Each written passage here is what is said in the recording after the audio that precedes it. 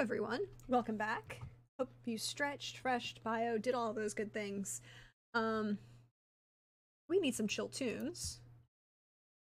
So let's add some chill tunes to the equation, as it were. But we're gonna make at least one of the NPC houses today. Working on this game that we're building.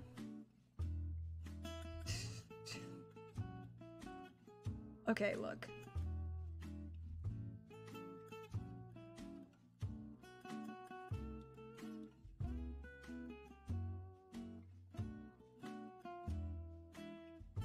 Yes. Hi, bot. I know that you're not actually a person.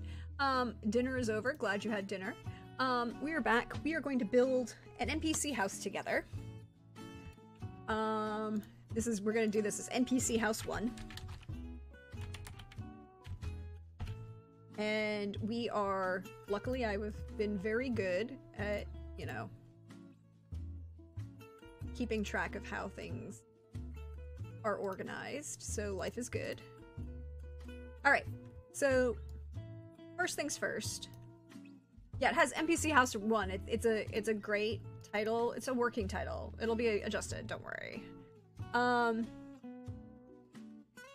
So, we start with, as we started with troopers, 8d6 minus 2d6. And we need 7 stat rolls. So, first up is...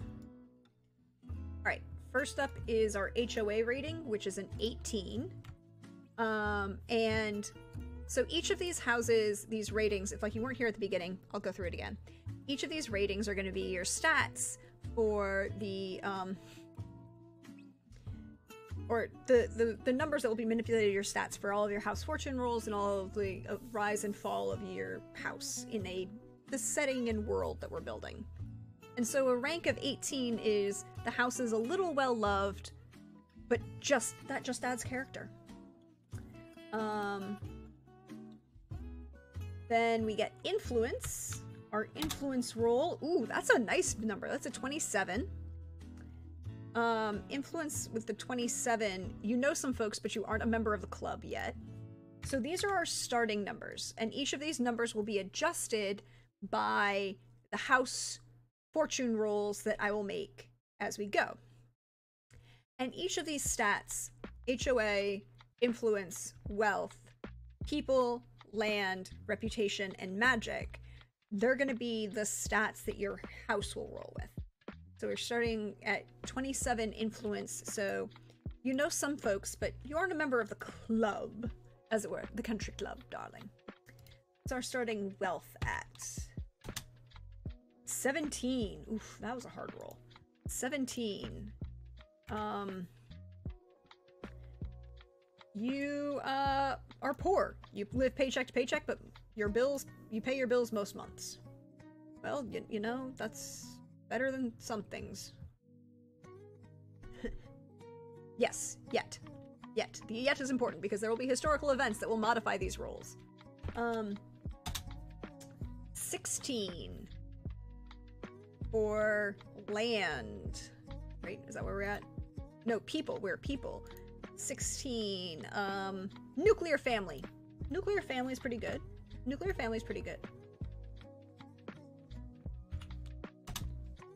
12 for land. Oof, that's not good though. Your house is small, but you own it, and the land it sits on free and clear. I will take that. We're not renting, and we are not mortgaged to the hilt. We're okay.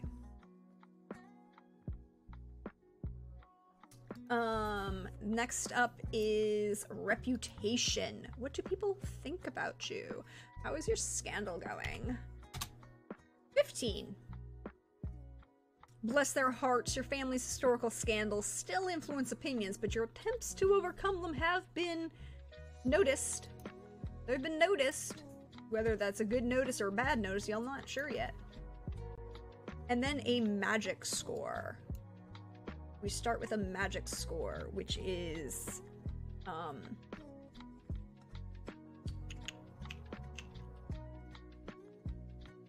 much collective magical ability or power does your family have, and can they field at any one turn?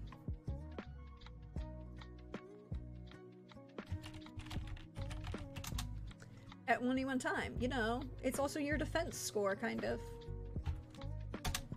25. Ooh, that's a nice number. I like that number. That's a good number, right? 25. 25 is established family with a small wellspring of magic that occasionally misses a generation. Like, occasionally there's someone that'll pop up that just doesn't have magic. You know, they're an oddity. We still love them and appreciate them, but they're not the norm by any means. You know, because family. Always family, right? As we say. So, those are our base scores. 18, 27, 17, 16, 15, 12, and 25. And now we have bonus dice, which we are going to roll. And we get a bonus dice die not assigned yet. I'm not assigning any of these bonus dice yet. I'm just gonna roll them. Cue Vin Diesel saying family. I mean, yes. Who's ready to for Fast and the Furious 10?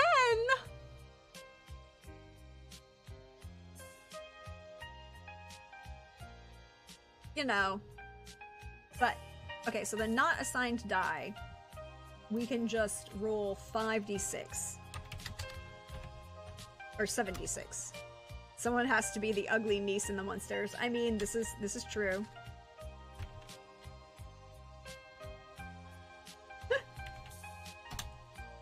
So, we get a... I'm just going to put them in order that they are, assuming that we'll probably move them around later.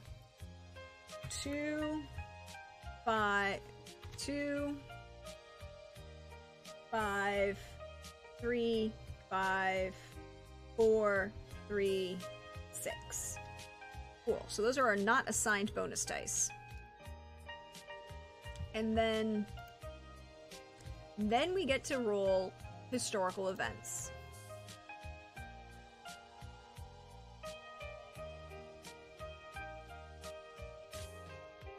And historical events, the number of historical events for how many epochs of historical events you'll have is 3d8 or 3d6 plus 1, because everyone is going to get the World War II event, right? But including the NPC houses. But so we're going to do 3d6 plus 3d6 plus 1.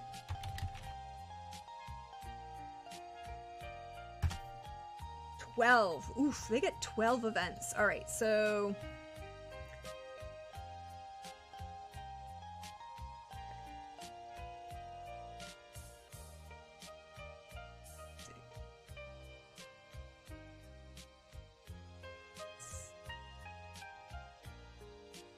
And 11, 12. Cool. I love how this works. Ooh, I don't want that, actually.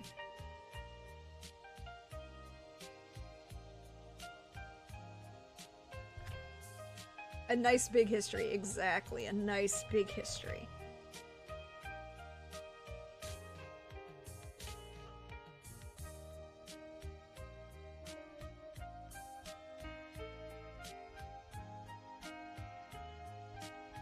Cool.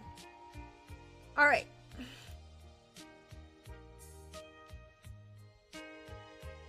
Let us start. So we're going to start with the, we're going to go from basically the Amity, Articles of Peace and Amity, which is 1665, up to World War II. So a good, almost 200-year period there of lots of events we can have. So the next thing we do is for each of these historical times, we roll 3d6. So does this mean the house is going to go further back in history than Troopers, or did he skip? No, this one goes back further in history. There are a total of 19 well,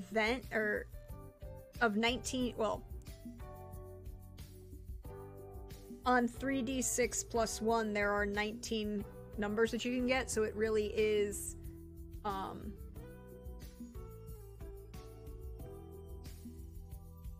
17 events that you could totally have.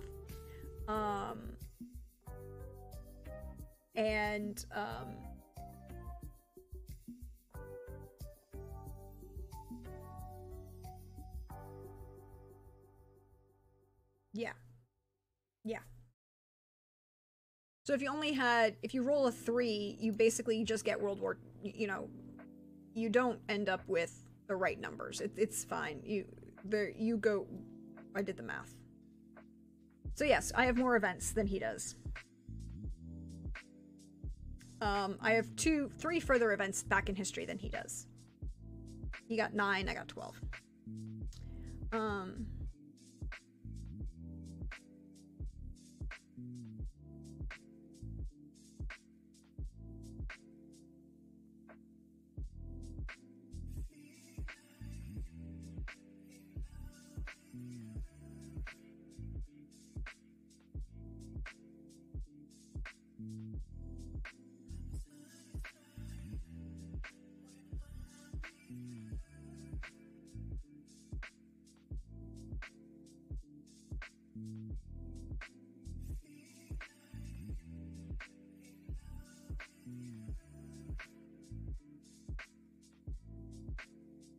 Cool. Yeah. So that roll is also sort of exactly. It's a house age roll. It's how old back your house has been established, or at least you have knowledge of, right? Like how established is your house? And so we're gonna have a bunch of 3. Now we get a bunch of straight 3d6 rolls. Like the core rule wants you to have between 1 and 8 events. I like having more events. More events is good. More events is fun. That's why we're doing more events. So first 3d6 roll is a 10. That's actually good, actually. So is the max like all the way back to the room? No. The timeline starts, I picked an arbitrary timeline of an event. I picked 1000 CE, right? Just an arbitrary number that was easy to remember. But there are events occurring on both sides of the Atlantic for families, right? Because this is the thing. It's taking place in Savannah, Georgia. Sorry, not Atlanta, in Savannah. And I did not want the timeline, particularly did not want the timeline to begin at contact, right? I did not want that. There are people occurring, there are native tribes that are doing things, and there's some very interesting political things that are happening. So the arbitrary start point is 1000 CE. The next major event is so it goes from 1000 CE to John Cabot reaches Newfoundland, right? Every one of these events is tied to something that I think would be discussed on both sides of the Atlantic, but would have affected, at least nominally in some manner, the area that is geographically Savannah, Georgia. If you have a bunch of white folks starting to make landfall in Newfoundland, there's going to be conversation going up and down the eastern seaboard about that, particularly because of the way in which that happens. And then, but we're gonna, unlike Trooper, we're going to do these in order. So our first event is the Articles of Peace and Amity in 1665, which is a peace treaty between the colony of Maryland and the King's Colony of Maryland and the 12 Algonquin tribes. So this peace treaty would have been known about and talked about, like that's why I picked that date as the point of contact. So what is our fortune roll is a 10. Right, our historical event roll is a 10. Ooh, That is a glory. So we get to add 1d6 to HOA.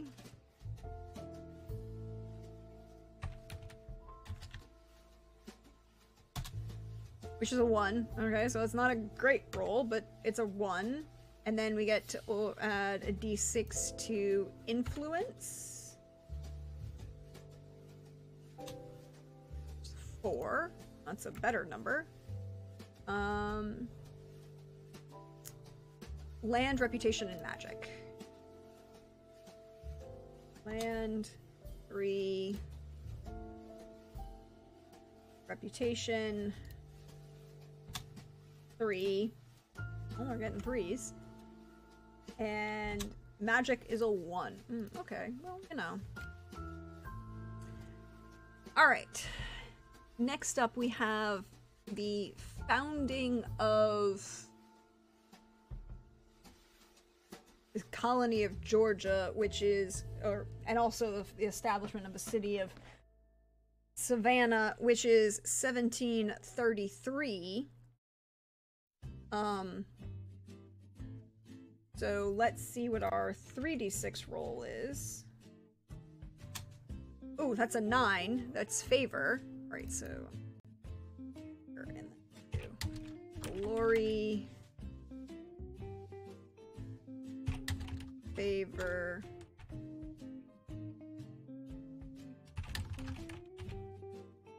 all right. Favor gives us everything's the same except I don't get a roll for magic. So 1, ooh, that's a 6. We get our HOA rating goes up by 6. 3.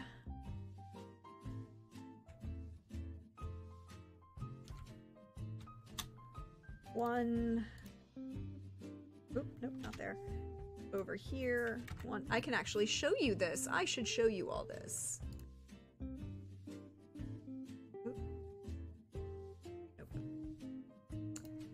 This is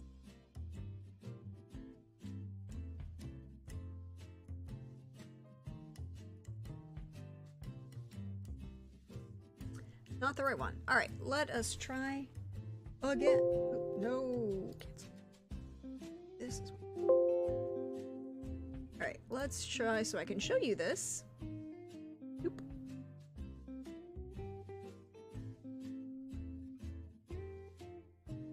Here we go. Okay, so it looks like this. Loop, loop, make it a little smaller, so it'll be a little big, but let's go with that size. That work for everybody? Everybody read it at home?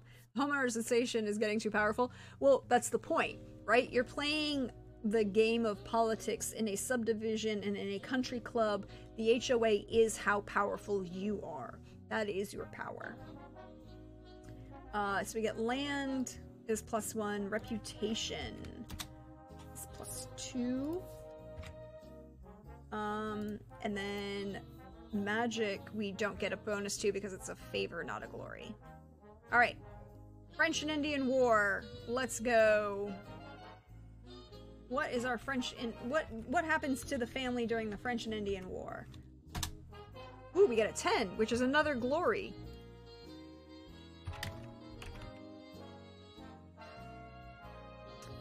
So we get a lot of bonuses here, guys. 1, 2, 3, 4, 5. 4, 5. So 4, 1, 6. 4, 1, 6. 2, and 5. Actually, we're doing pretty good here, guys. We're doing pretty good. All right, but what happens during the War for Independence? Are we, you know, like, I smell a vampiric J.R. Ewing brewing? I mean, we'll find out. We'll find out. It might not stay that way. Ooh, a 12. What's a 12? Ooh, the 12 is the Invasion Revolt. Ooh. That actually kind of makes sense during the War for Independence, right? Invasion Revolt. There's lots of, issues happening because money is, you know, minus 1d6. Except for reputation, we take a ding on 2d6 on that one. So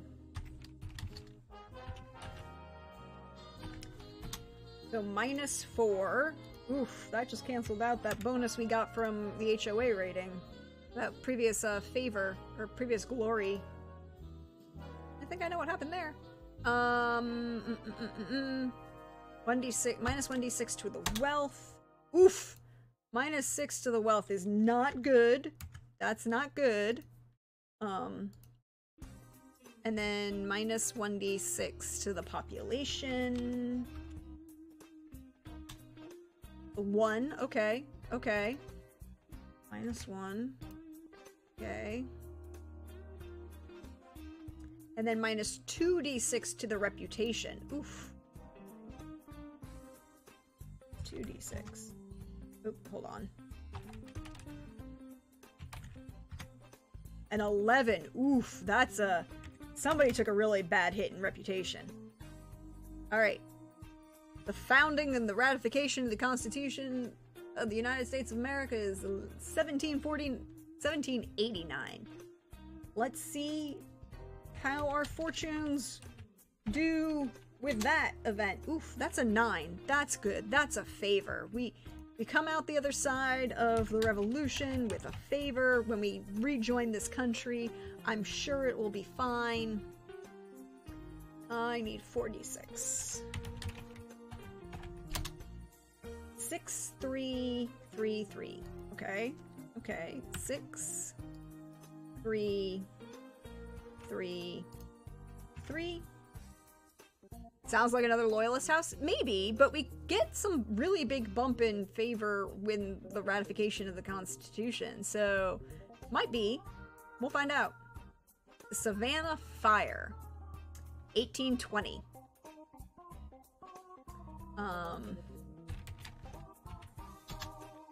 Is a 10. We doing good on these glory here, man. I mean, we getting fire, we getting glory. We're doing okay. And that is 1, 2, 5d6 across. Still haven't done anything to help our wealth recover. We have not recovered anything in wealth yet. We are another land-rich, cash-poor house at the moment. 4, 2, 2, 1, 6. Okay, so we're getting a small boost in reputation after either a loyalist house or your holdings were all at Valley Forge. I mean... or New Brunswick. And if you know why they go to New Brunswick, thank you. I appreciate you. Alright. Next up is the American Civil War. How did we do during the war? We have an 8. Well, that kind of makes sense. I have a doom for the American Civil War, which is a minus 2d6 for every stat. Pled New Brunswick for Georgia. I mean... So there's a lot... Okay, for those of you who don't know, there's a scene in the musical 1776 where after the first reading of the Declaration, they have to convince everyone to sign it because it was the only vote in Congress that required a unanimous decision. Well, wealth is going to kill the family. I mean, yeah, pretty much. Although our magic is pretty damn powerful, so I think that might be where we're at. So, as part of this, they're trying to encourage people who are holdouts, whatever. One of them is the representative from Maryland. Or one of the representatives from Maryland.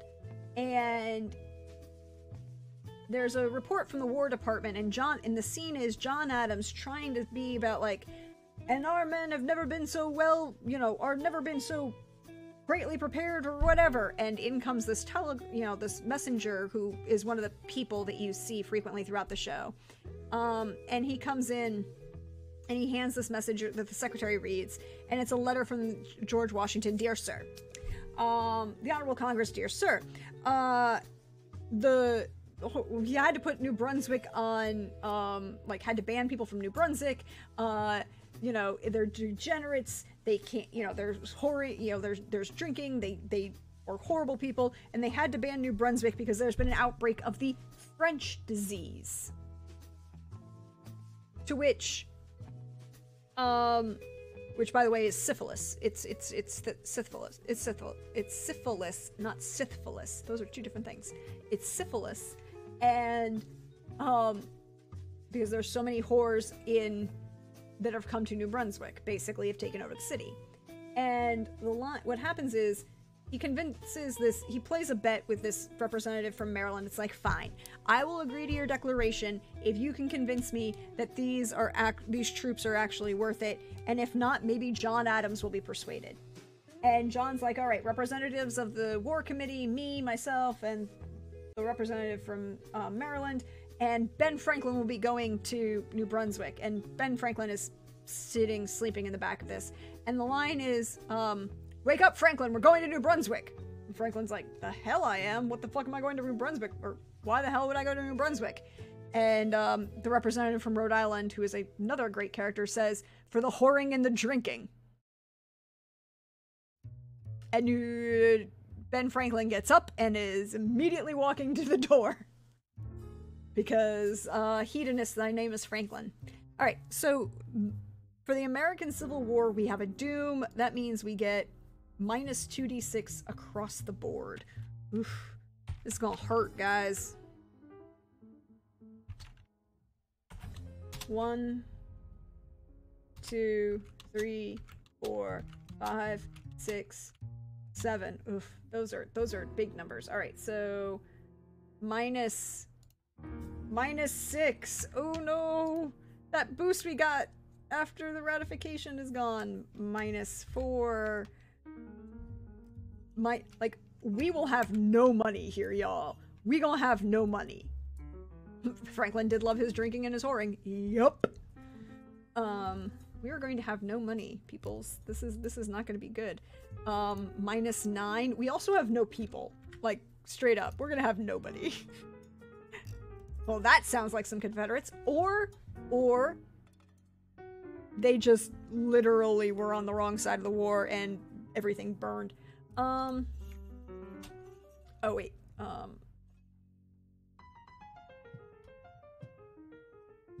6, 4, 7, 9, 6. Well, I mean, we're doing okay on land. 6.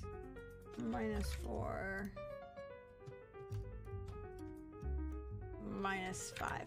Okay. We're doing okay here, kind of. Not really, but we'll figure it out. And then Sherman's March to the Sea.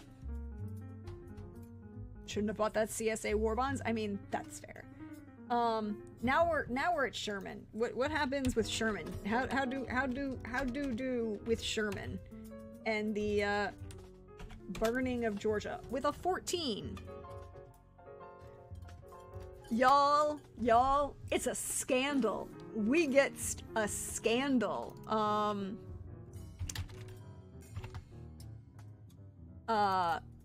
There is a scandal here, people. I want you to know, there is a scandal that will happen. I just have to read you what the book says is a scandal, right? Either you suffered at the hands of treachery or you were involved in a treacherous act. In either case, the historical event stains your family name. Or no, that's treachery, sorry. Scandal. Your family was involved in some disaster, a scandal that haunts them still. Good options include spawning a well, again, Sword Chronicle, spawning a bastard, failed conspiracies, and so on. In the case of your first roll, in case of your first roll, it would be something different. Look, are they Confederates to the point that they were part of the really stupid idea to do a bunch of stupid stuff? We might have that problem. Alright, Scandal. Scandal is, okay, HOA rating. Okay, so not that bad. Only 3d6 effects. All right, so a -1 to our HOA, a -6 to our influence. Oof. Good thing we've got some influence to start. And then a -4 to our reputation. Or to our lands? Or reputation? No, we have no effect to our reputation. A scandal does not mechanically affect your reputation. That doesn't seem right. Did I make a mistake? That does not seem right. Nope.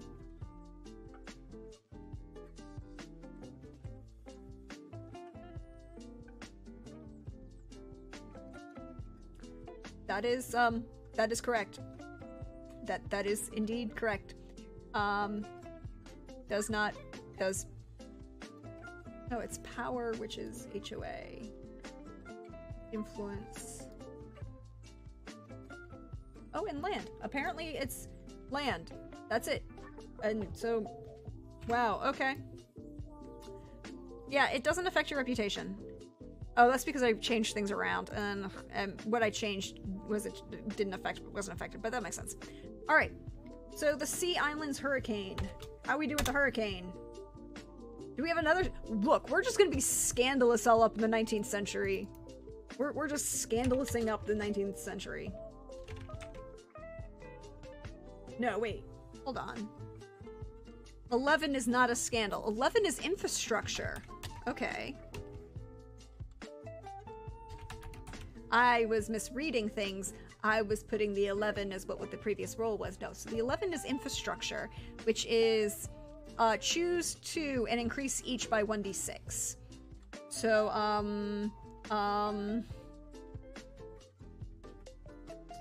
I'm going to say, we're gonna put some infrastructure investment into... we're gonna put some infrastructure investment into, yeah, land and wealth, I think is what we're gonna do. So roll 2d6. Oof. Alright, so wealth, we get a +6. That'll be good. And then, land, do we go land? I think we go land here, right? Like, it's a +2, so not a lot, but a little bit. Alright. World War I. World War I. That isn't... We do not do well when it comes to war. We have another doom.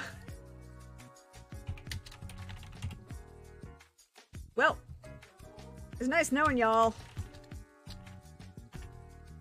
1.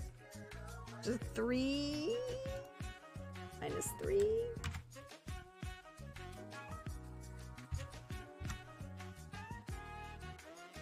Luckily, the influence is only a -1. Okay, or excuse me, -2. I can't read. It's 2d6. Okay, so that wealth is just a -2. I'm feeling okay. We're feeling okay. And the people? How we do on the people? Oof. Doom and war? Are you sure this is in Georgia and not in Poland? I mean, it's World War I. It's World War I. Look, they may have come out the wrong side of the Spanish flu. It's fine.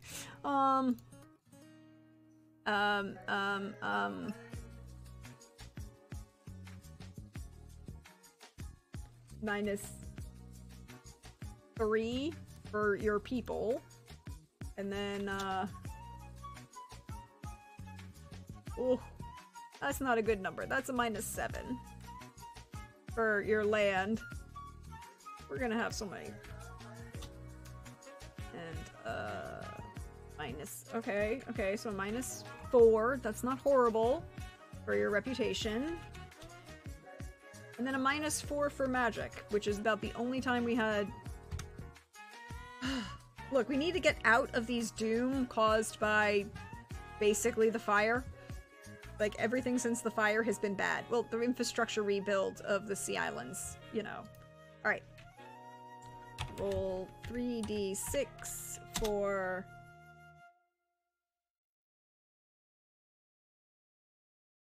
Black Tuesday. Ooh, that is another infrastructure. And I think what happens is roll 2d6. That's actually, I double crit on that. That's kind of impressive. I did not know I could do that. All right, so we're definitely going to put that in,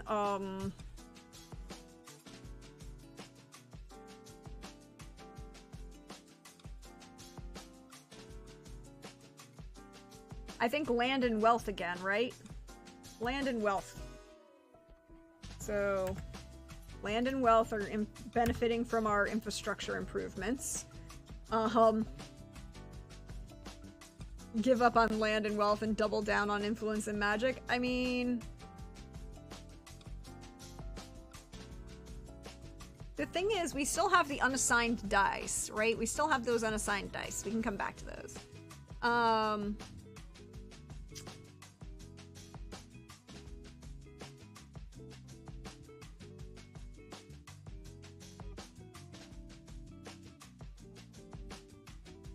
Well, if we give up on land in general and put it in influence,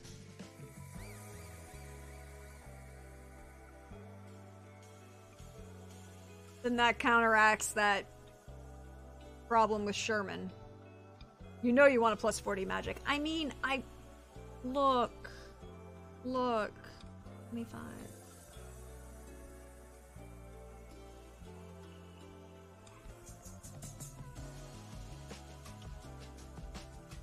Why do you taunt me like this, Krellin?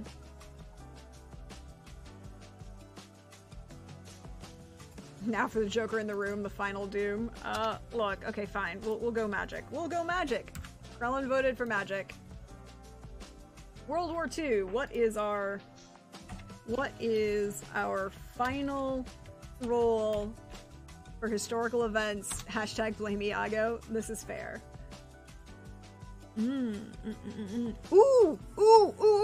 Windfall! World War II was a windfall. Which is great because it's 2d6 to everything except, 2d6 to half of the stats and then 1d6 to the rest. So it's all positives. So roll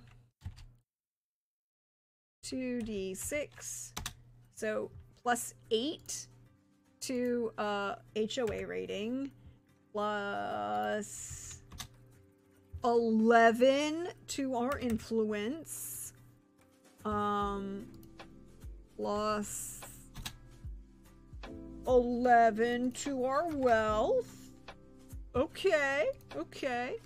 And then 1d6 to the population. Ooh, that's a 6. That's a 6. I'm rolling really well. And then 1d6 to land. That's another 6. I'm liking this. RNGesus is liking us. We're war profiteers.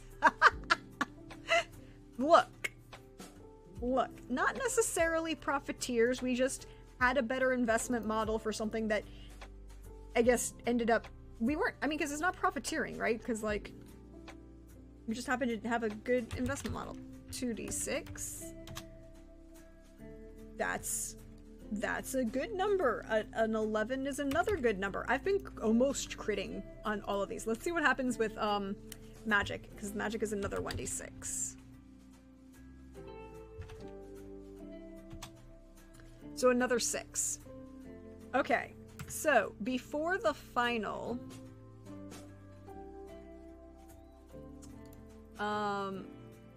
is that the Tony Stark beginning war? After the Third War, the family finally figured it out. I mean, look, we were doing okay before the wars, and then it's like, we didn't really invest, the family wasn't big into combat, I guess, or they picked the wrong side perpetually. Probably. We'll figure that out. Alright, so where are we at before we do our final?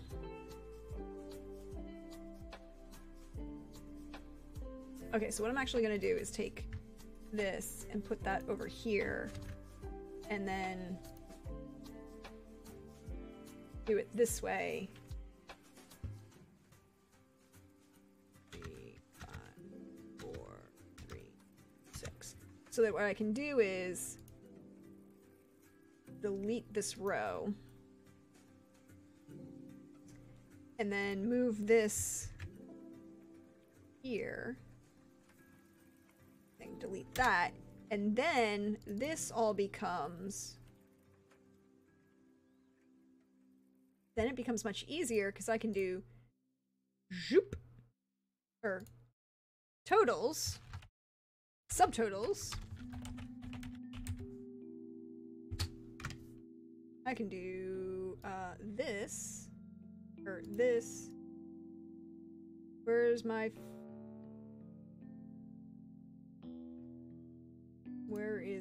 sum? Here we go. Sum.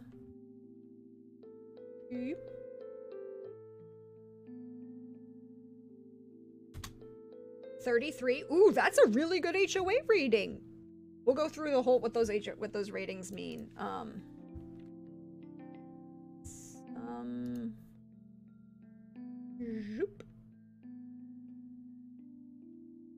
45 in influence. Not profiteering if your advisors don't tell you it's profiteering. So, what do we end up with? Wealth?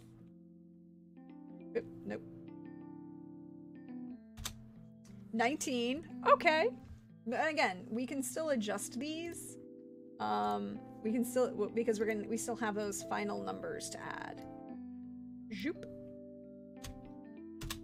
Population is a 9. You are not all alone. 9. This side.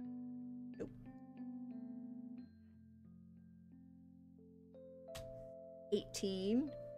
Look, we will be very influential. Oh, and probably very magical. Like, look. 18.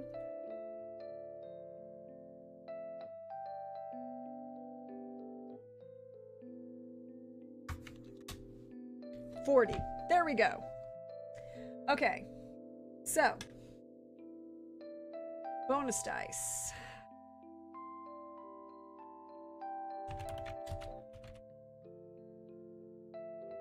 And then final totals, right?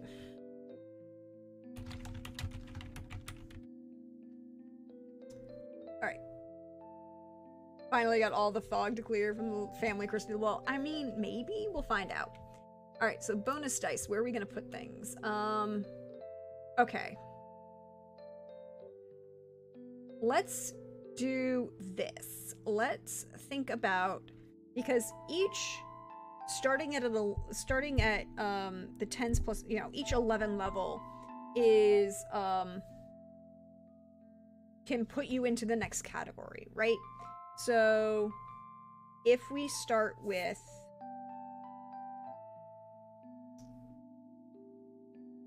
we've got a 2, 3, 5, 4, 3, 6. So if we put a 2 in people, that'll put us to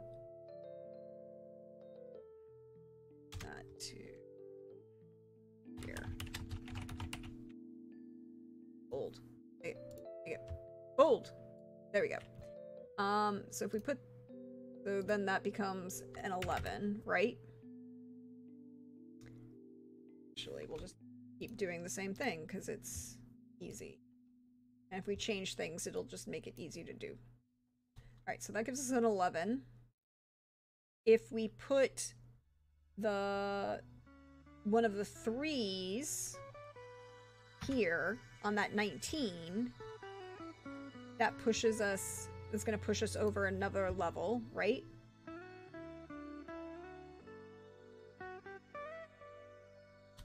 On your, what is this? Wealth. World War II saved the family. I mean, maybe.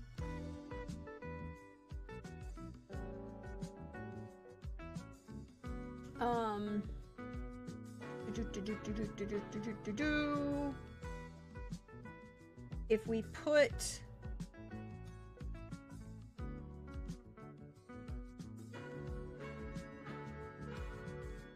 We used 2 and one of the 3s, right?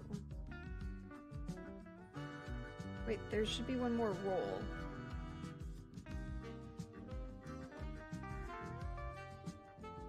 I'm short a d6. Okay. I'll just roll one more random d6 because I'm short 1. Okay, so that is a 4. Alright. Okay. So we use the 2 and one of the 3s. If we say... We've got 2 4s, right? So if we put a 4 on each of these 18s, that'll push us up another level for each of those.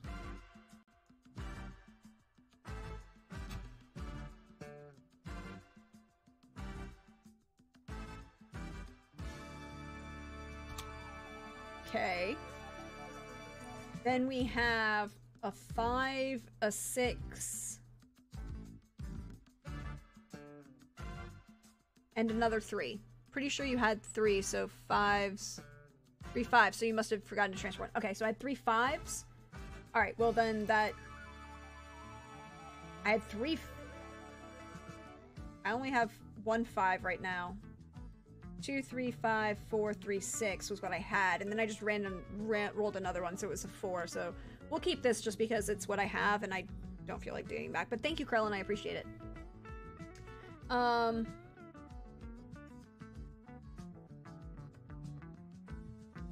I have another 3, and I have a 3, a 5, and a 6. So if I put the 6 in influence, that will drive it to the next level.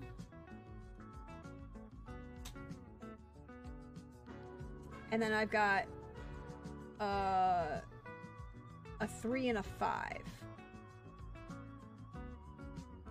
Well, it doesn't matter what I do to this one, it's not going to change, so I can put the 3 there and the 5 in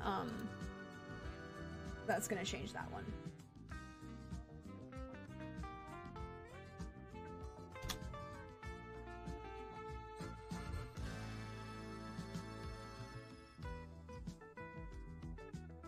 Okay. Alright, so, looking at this family. Wow. Alright.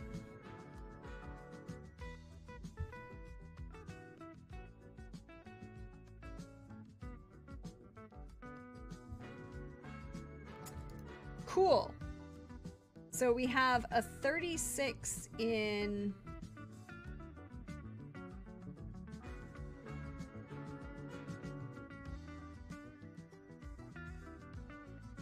this row, just leave it. Alright.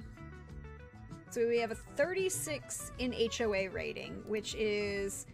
You've decided that you're entering the club garden competition this year.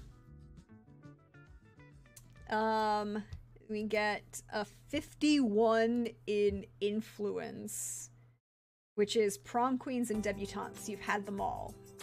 We are very high influence, y'all. We are influential. It's a 22 in wealth, which I believe is poor. Nope. No, you are lower middle class. You have a savings account. There's even some money in it, depending on the month.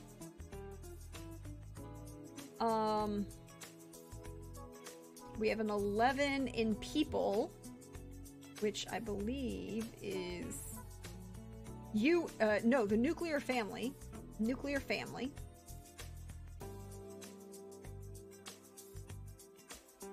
That's a nuclear family. And this is lower middle class.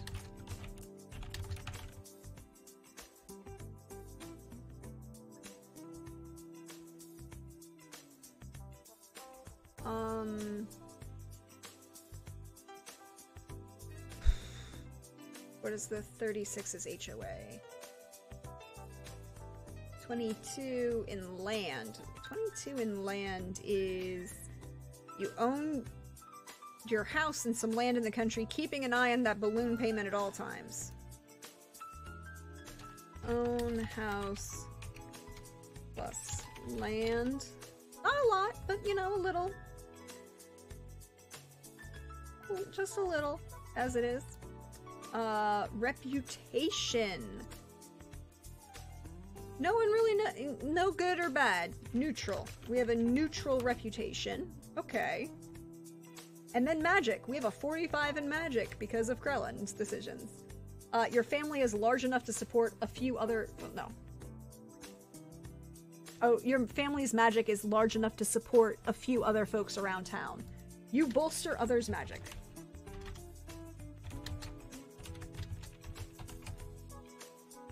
Cool. That's interesting, right? Like, this is a family that has a large amount of magic. Sounds like our one family member pre-World War II went off to war and came back with a well-to-do spouse. Maybe? I mean, where are we at pre-World War II? Out of curiosity with population. 16. Minus 9 is 5. Minus 1 is 4. Minus 3 is... Yeah, 1. No. Pre-war, you are still at... It's not a 0. Pre-war, it's not a 0. Right? You are still... So you still had you and your spouse. Just pre-war, it was you and your spouse. You come back from the war and,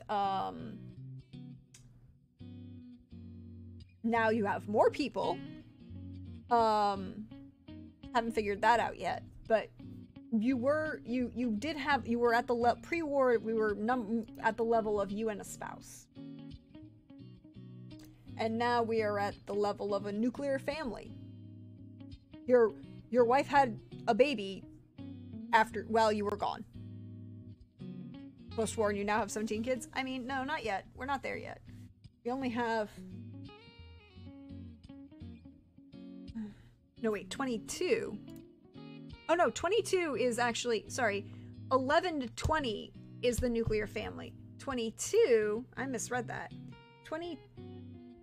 No, 11 is the nuclear family. I was right. I was misreading things. So it's a nuclear family. You and your 2.5 kids. Whatever.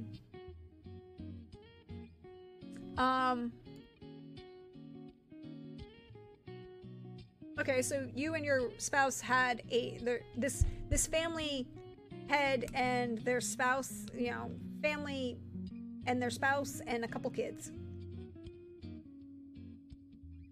Let's roll a d4 to see how many kids they have by the end of the war, right? Because it probably started before the war started.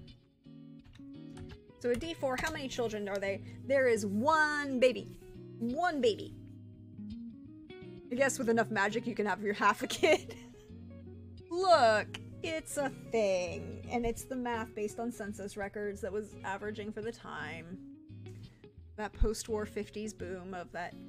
Your white picket fence, your 2.5 kids, and a dog. All those good things. Alright, so what have we got here? We've got... some pretty good... We're like... very influential. And...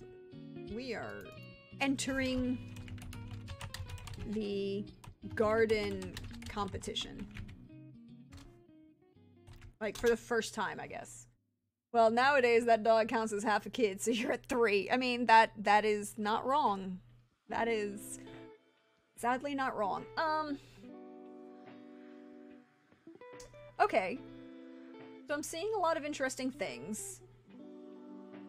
Like, everything was pretty good until the American War for Independence, right? Like, things are doing okay.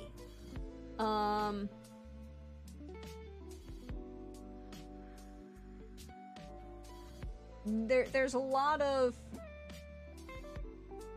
They obviously served in the French and Indian War. Served in the war. And benefited. See, that's the thing, is like they benefit from the French and Indian War, and then it's everything after that's just kind of problematic.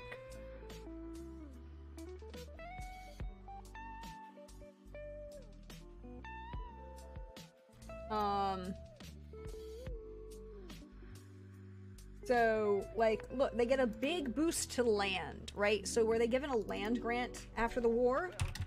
Land grant for service during the war. And I guess the next question is, we go all the way back to, we talk about the events all the way back to the Amity Peace. They could bring home slaves from the French and Indian War. Not as much.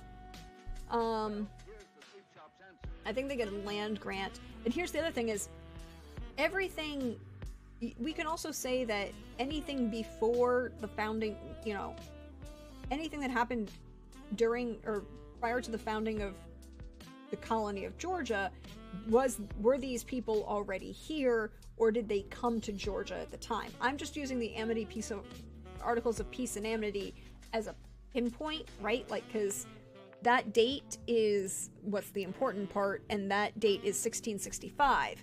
If we take it that they were actually English, right, up until the, you know, they were still in England in 1665, and, you know, or even up until,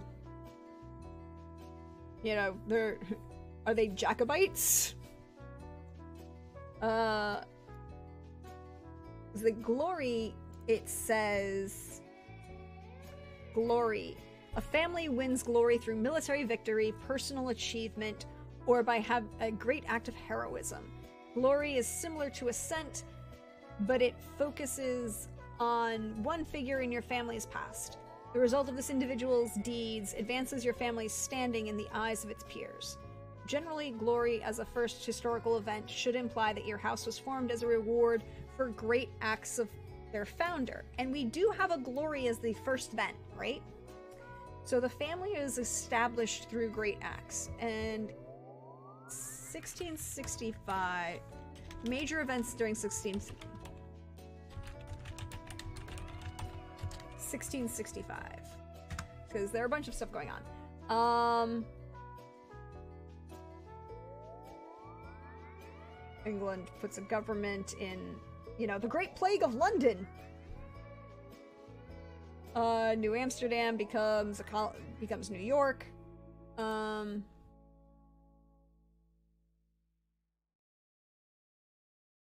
Yeah, because Charles II. Oh, is that what happened? Right, like Charles II of England fight. Do they fight for the English against the Netherlands?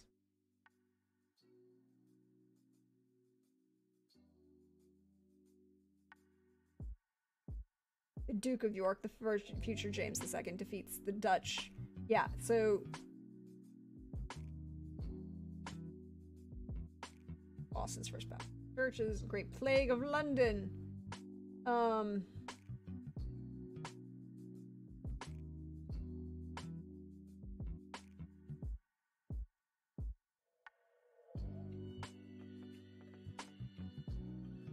and Moliere's La Mort Médecine premieres at Versailles.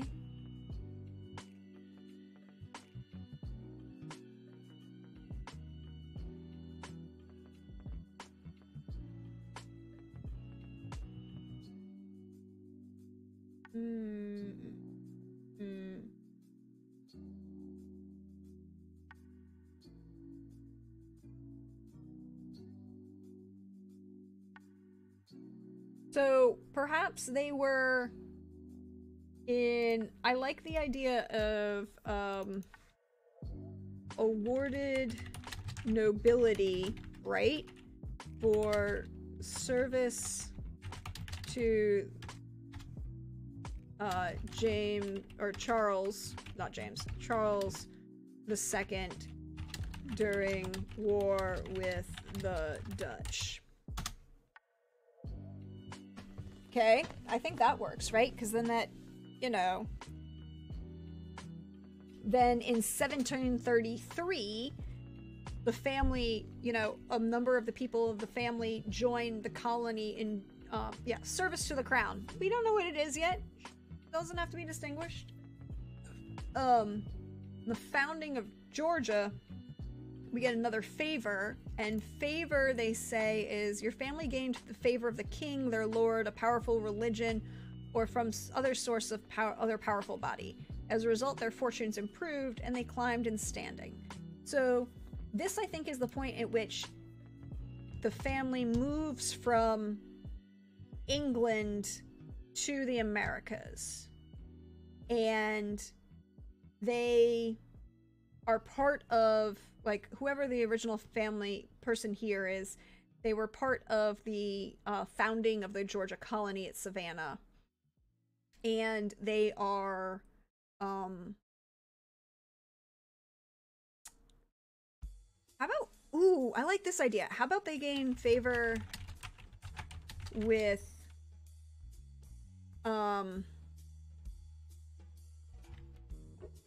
Mochichi, who is the Creek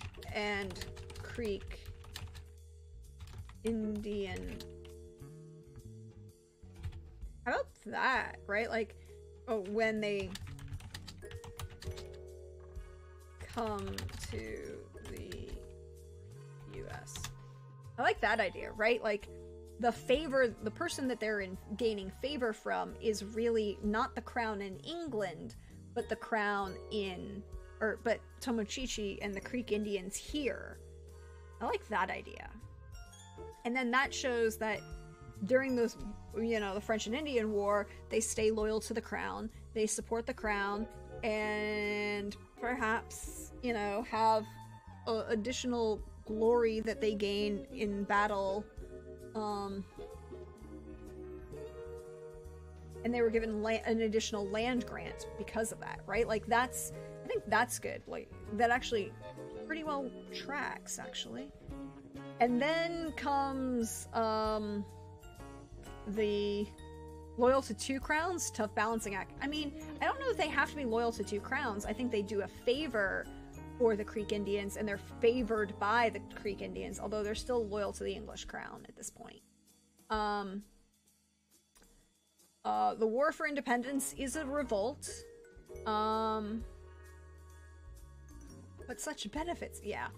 I think they were definitely loyalists. Look at that. They were active loyalists. Active loyalists. And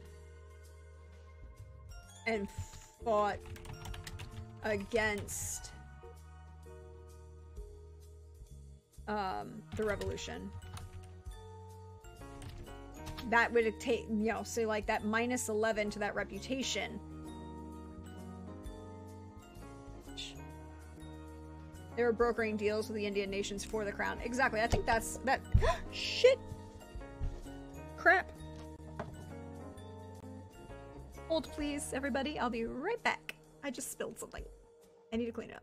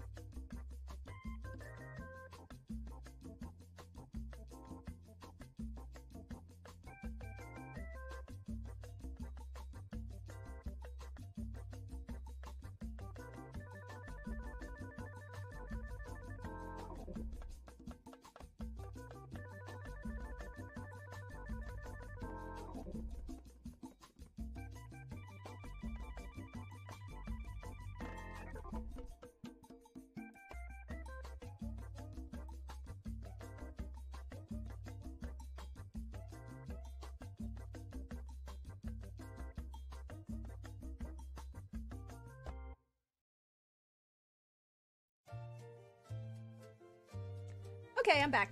Thank you for all of that. I pretty appreciate it. Sorry, I bumped into something that I thought was empty and it wasn't, and it's kind of upsetting me. Alright.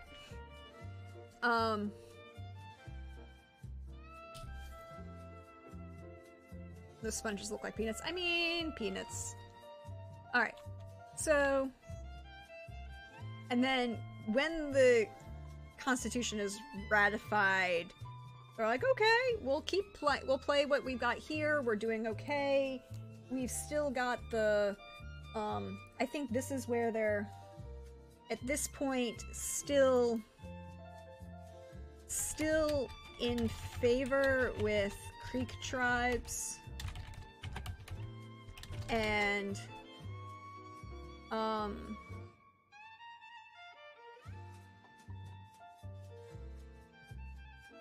that is what benefits them the most, right?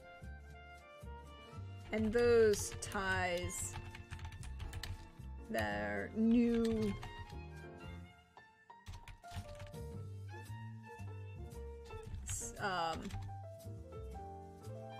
position.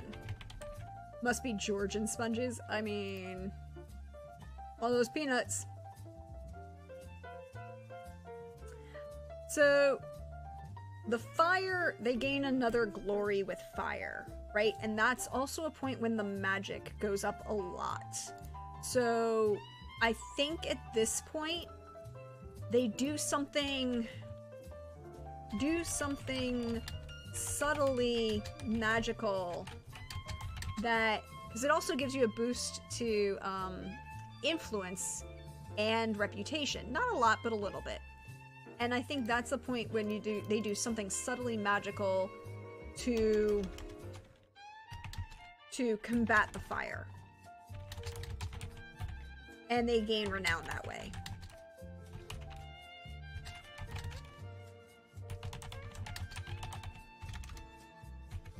Right? So it's not a lot of reputation because it's one of those, nobody actually, they were still, they're trying to keep how they magically helped put the fire out hidden away, but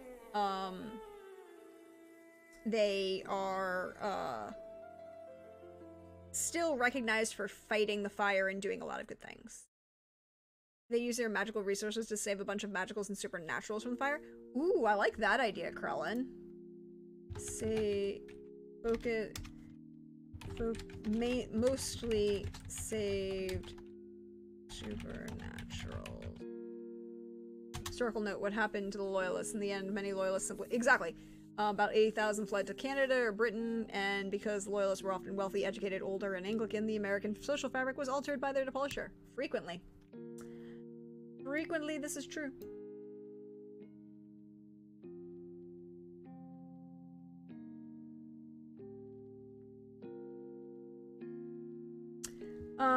I like that idea. There we go. I like that idea, Krellin. That's a good idea. Okay, so the doom of the American Civil War is, fighting on the wrong side of this war. They were Confederates.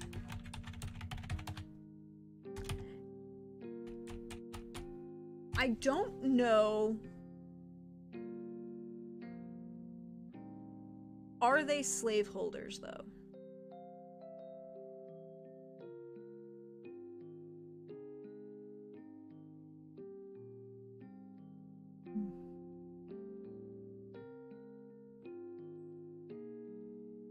Yeah, exactly, Coldrake. That focusing on saving supernaturals would give them a boost of favor, or give them a boost of reputation with supernaturals that wouldn't necessarily carry over to the mortal realm. So, they are Confederates.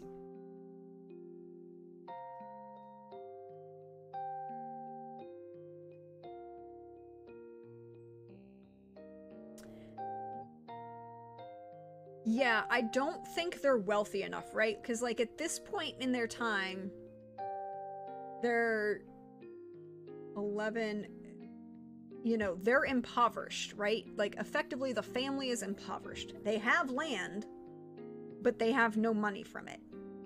Doing trade in some favored item where they chip on. We'll come back to that. He just rules and like didn't want the city-based influence of Union in. That's, I think, honestly, I think they were Confederates but not slaveholders. And I think they're, you know, the rhetoric revolving around states' rights and using that as a means to perpetuate slavery is a bad thing. However, there were some people who bought that rhetoric, right? Like, and I don't mean today, I mean at the time, that believed that this was about a states' rights issue rather than the states' rights issue being used to cover what it actually was about slavery. But at the same time, it was about the right to own slaves, so the argument was good rhetoric for them. They were into good speculation and their ship sank or were sunk by the North, so they bankrupt. I mean, probably housing a bunch of magical refugees on that land. I mean, there probably was. Like, they are land rich up until the war. And kind of start to recover, but won't really recover until after World War I. So, Underground Ferry Railroad, I mean, I don't want to use that because it has a very, like, particular connotations, and, yeah, so I think they're Confederates but not slaveholders, and I do like their idea of their land was a refuge for supernaturals. And they don't take a ding, you know, because of the scandal. And here's the thing. We get two events that are technically overlapping in time period because, Sherman's March to the Sea is very, very, very important in the city of Savannah. The war itself is important, but like the march, you know, the burning of Georgia might have an additional impact. And because of that, there could be, you know, fluctuations in fortune in a short period of time. So we have, like, their fortunes are going down. They'll continue to go down because of the scandal. And I think the scandal is...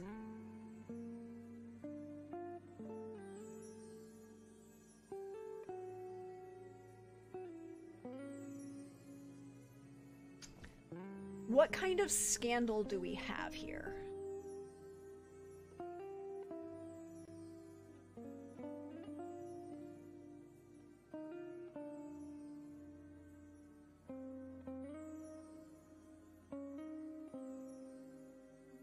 So a large number of people of the family die during the war. We lose some land, we'll lose more land, lose reputation, we lose magic. And I think part of this loss of magic is just loss of magical people. The scandal is for Sherman, right? So I'm thinking that this, you know, because they're Confederates, but they're not slaveholders. The land was a refuge for supernaturals. The loss of magic was loss of magical people.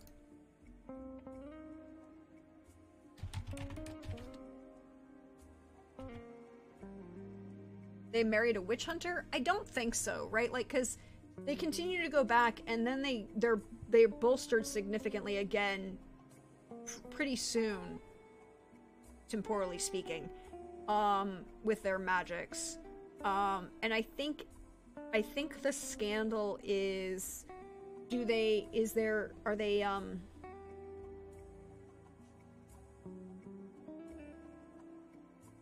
turned over some magicals as part of the pact to save Savannah? I don't think so, right? Because, like, at this point, the magicals are still not known publicly.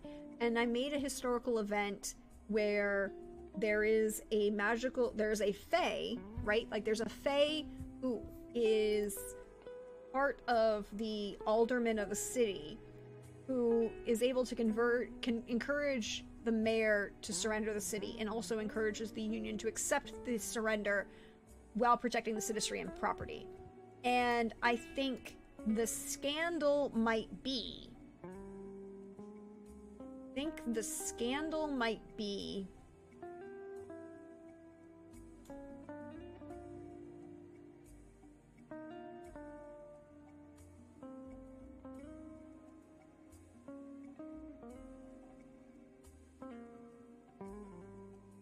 see, look, Coldrake, I understand. I've heard that rumor, and that story is like they didn't burn it because Sherman had a girlfriend or a mistress there and he wanted to protect it. Yeah, except Sherman wasn't at Savannah. Like, he never actually gets to Savannah. His subordinate does, because his subordinate branches off. I think it's Gray or Grayson or something like that. Branches off and goes to Savannah, and Sherman goes a little further north.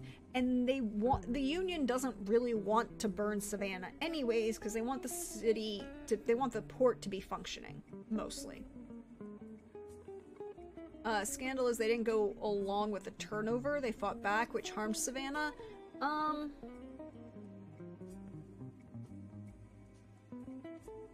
See, because they don't, what do they lose? They lose reputation. No, they lose land, influence. They lose land and influence. Ooh! Do they attempt, they bribe an official to protect the,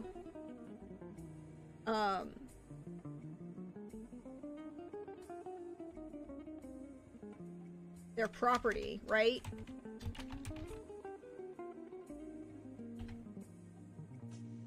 And so they bribe an official in Savannah to get their they bribe a Union official. Bribe a Union official to protect their property, and are viewed as collaborators. Right? Not that they were there negotiating the peace treaty, but they were doing underhanded, like, we'll give you this piece of property, this small piece of our land. I mean, it's a 4, so it's not a small piece, a decent sized chunk of land, if you don't burn us out and leave our property alone.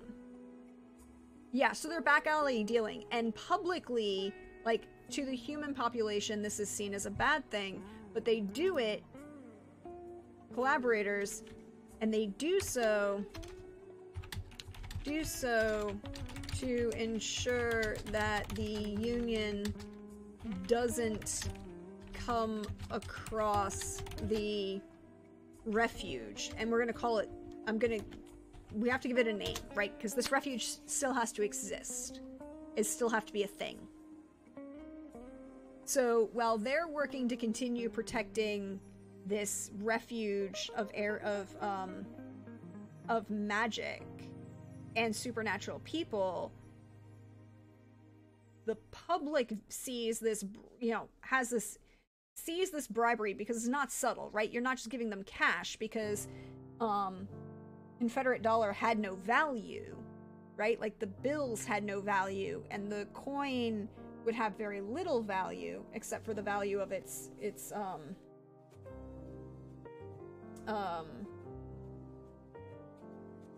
silver or gold when it was melted.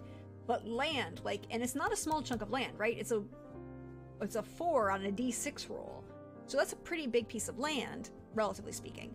And I think they give away this piece of land to this Union officer as kind of a bribe for them to not look anywhere else and avoid the rest of their property. And it's not it's not understood by perhaps the human population. It may be understood, but like, and that's why they don't lose reputation, right? Like, they don't lose reputation.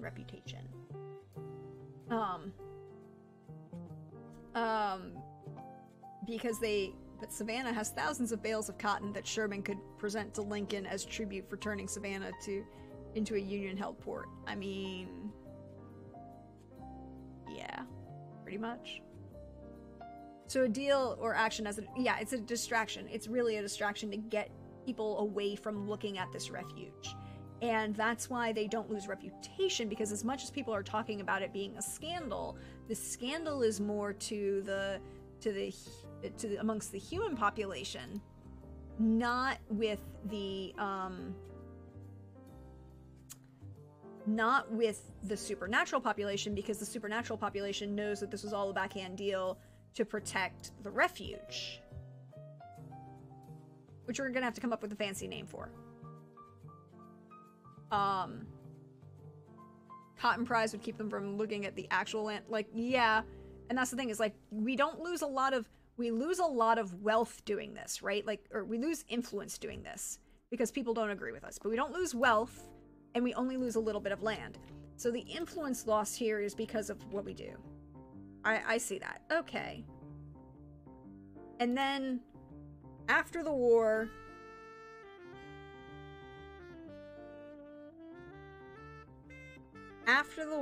we start investing in, and leading up until the hurricane, investing in, what do we put it in? We did wealth and land. Investing, just generally investing in land and improving the refuge. And that's how we get a little bit more land. Some of that land we had to sell probably back. It was a generation. We did some things. We got a little bit of the land back, and we also improve our wealth during that time. Like, we're investing in actual investments, because we want this house wants to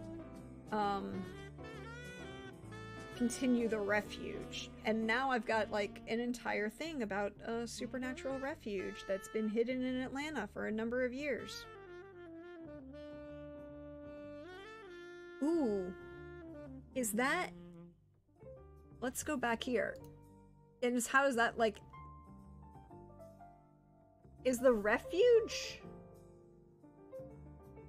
Oh, the refuge we're gonna rename. Sanctum is not correct. I wouldn't use it here. But I do like it. Sanctum is always,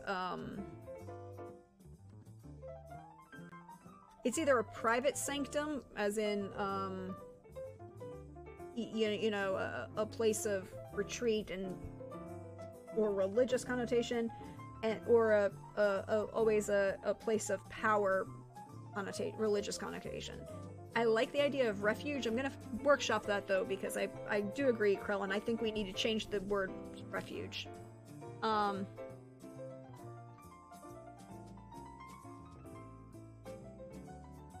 Yeah, if I use an actual name, I will, Indian or Native American words, I'm definitely going to use the real ones and not, but I like the idea of where we gain the favor with Tomochichi and the Creek Indians is by doing something that allows us to create this refuge, right? Like, this first land grant begins with them. Like, the first really big land we get is with Charles during the Dutch War, but the next little bit is, so perhaps, oh, and that can tie in back to the other lore point that I created, which is, one of the lore points that I create was that,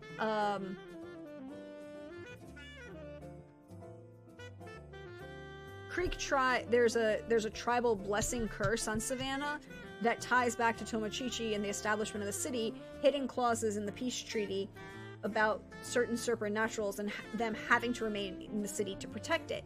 So these are the supernaturals, by tying, when they come to the US, the establishment of the refuge is the beginning of the binding spell on the treaty that requires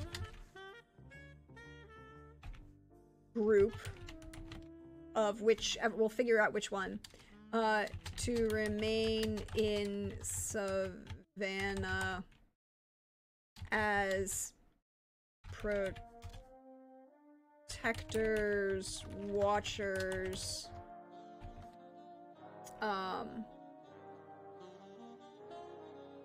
right? Like that's a ties back to that supernatural tradition that we've already established, right? And then that also kind of shows here, so that they've got their protectors during this period.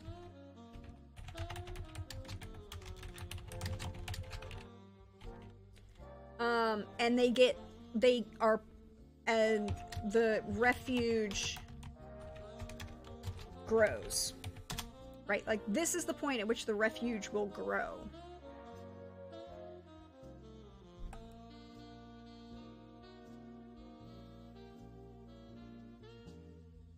Because that's their biggest, that's the largest single bump in land we have, is during this period.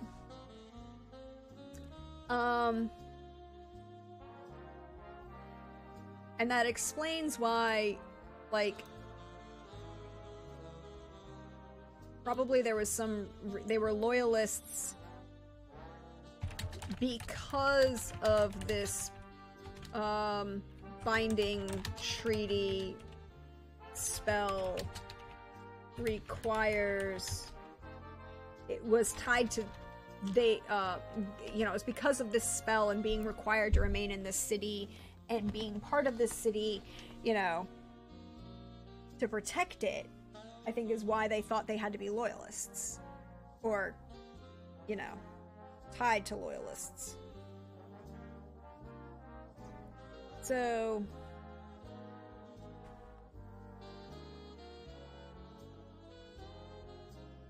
they start investing in stocks after the hurricane to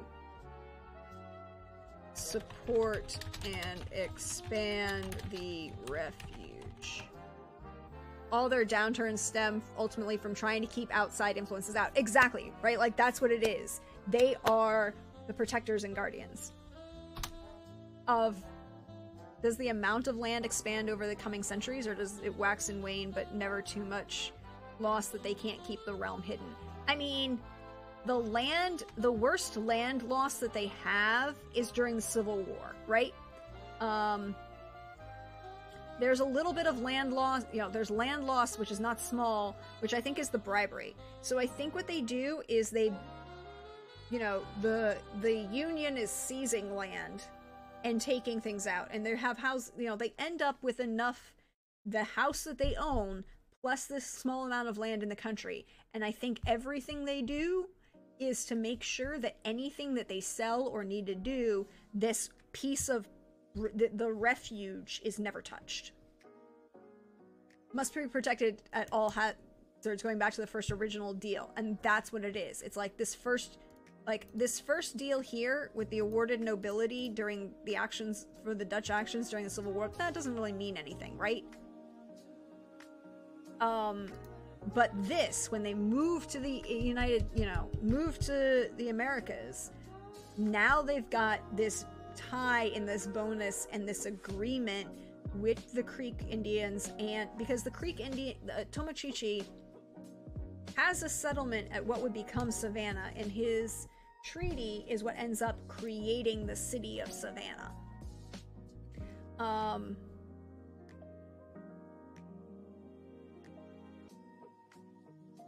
And so this tie, I think, also ties to be like, you have to protect... Yeah, like, their power grows because they've always kept the compact, except when they, during the war, but I think that's probably really because we have the largest loss of population then. Like, we have a massive loss in population then. And I think it's just the pure population loss impacts the, magical, like, the wealth of magic that the family can draw on, just because it's damaged, right? It's damaged by the loss of life, by the amount of people who are bleeding and dying in nearby areas. I think that's what happens. Like, it's the war itself is what causes the problem. And it's...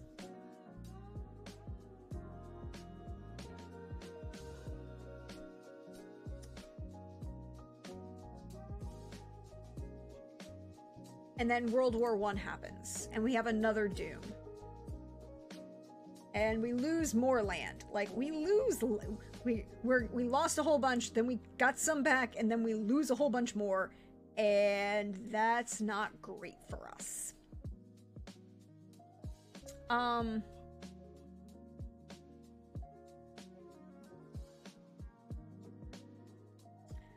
think World War I...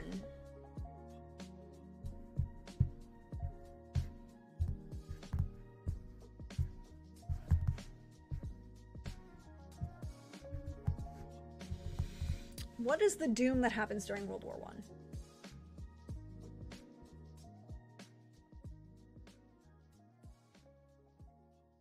Well, let's see what is going on in Savannah during World War I.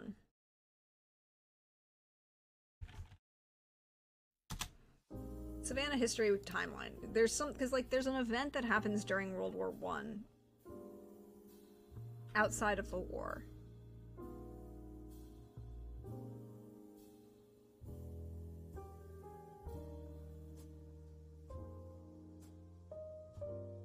Well, in 1909, there's the Savannah Axe murders. Y'all.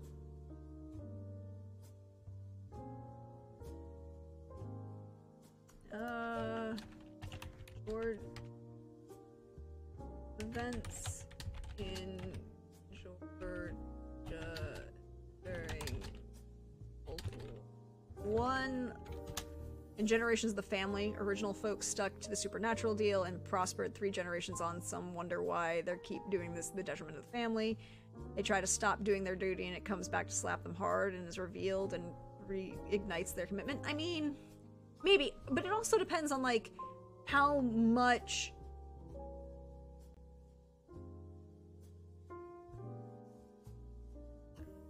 Oh, actually, here we go. So... in the state of Georgia, wow, okay. Lots of things are happening in Georgia during World War I.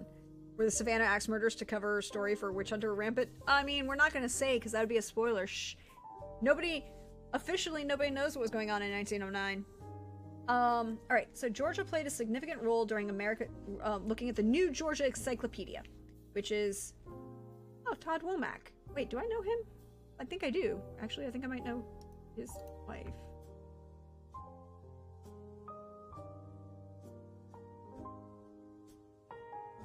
Yeah, so this is created by the Georgia Humanities University of Georgia Press and UGA Press. I was like, I know who you are, Todd Womack. Thank you. We're Savannah. So the state was home to more training camps than any other state. And by war's end, it had contributed more than 100,000 men and women to the war effort. Georgia also suffered from the effects of the influenza pandemic, of tragic maritime disaster, local political fights, and wartime home front restrictions. So if it has the largest number of training camps, we end up... The government takes a little portion of that land to be part of the training camp.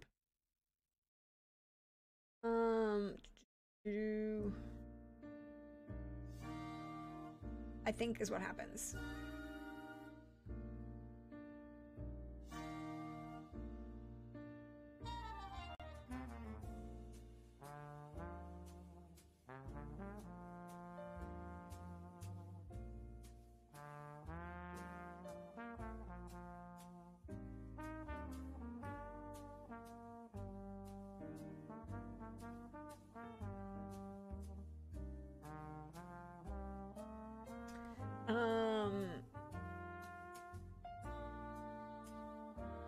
What if they have some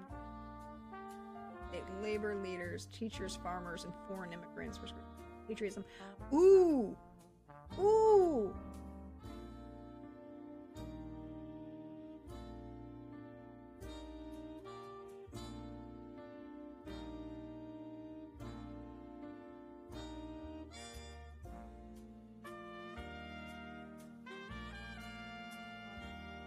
Yeah, tons of disease outbreaks between 1902 and say 1911 through the 1930s, cholera and influenza. Yeah, no, but I'm thinking as like including part of the refuge, rebrand to pending. Yeah, so like that's what I'm thinking.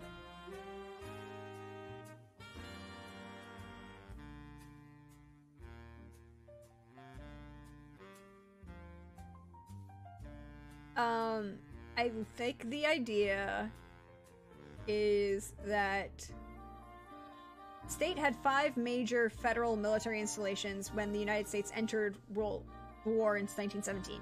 The oldest garrison was Fort McPherson. Hi, been there before.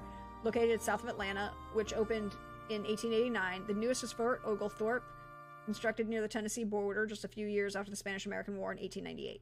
Fort Screven, artillery station on Tybee, guarded the entrance to the Savannah River.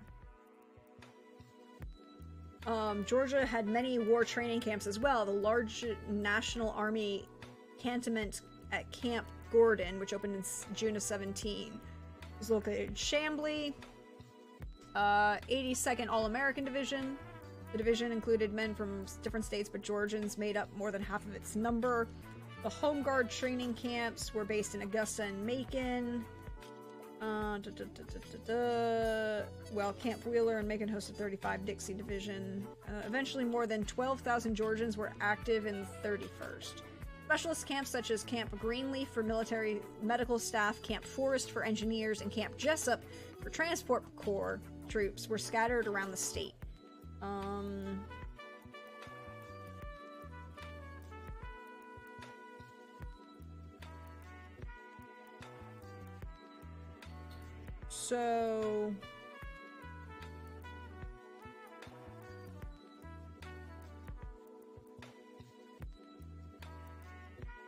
So I think what happened is the war is declared and eminent domain, right? Like,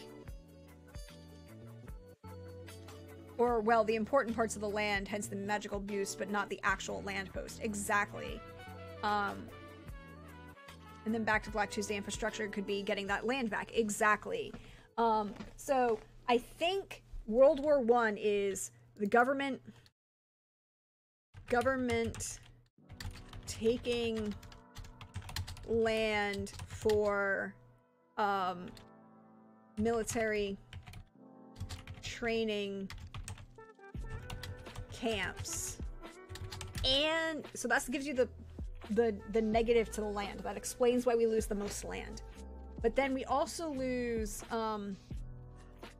reputation and influence, because government taking the land for the military training camps,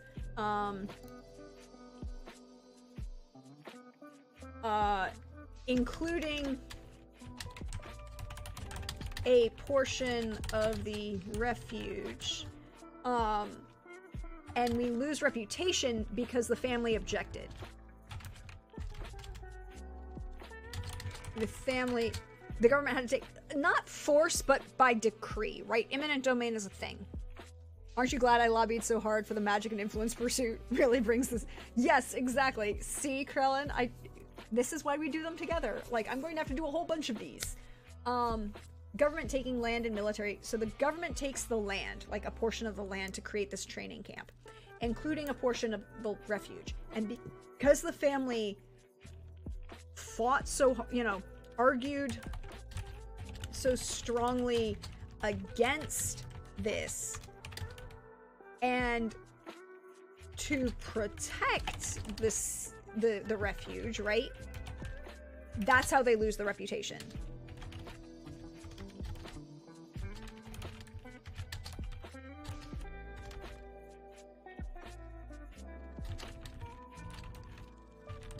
And because they also, like, this is a case of they are seen, and they're, seen by outsiders as,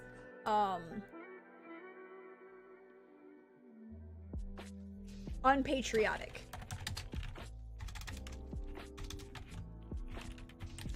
And what that does is, because of that, right, like, think about it. So they lose the land, which is what they were really, really concerned about. And that's what's caused that loss of land is what causes some of the loss of the magic, right? Because they've built their boundaries and there's a lot of these things. But also the people that are, drafted to fight in the war. But they lose everything else because, how could you refuse to make a sacrifice that would benefit? Yeah, exactly, Hawkeye. How dare you refuse to benefit this country? You're supposed to be, everybody is supposed to be, what is the actual line here? The Selective Service Act.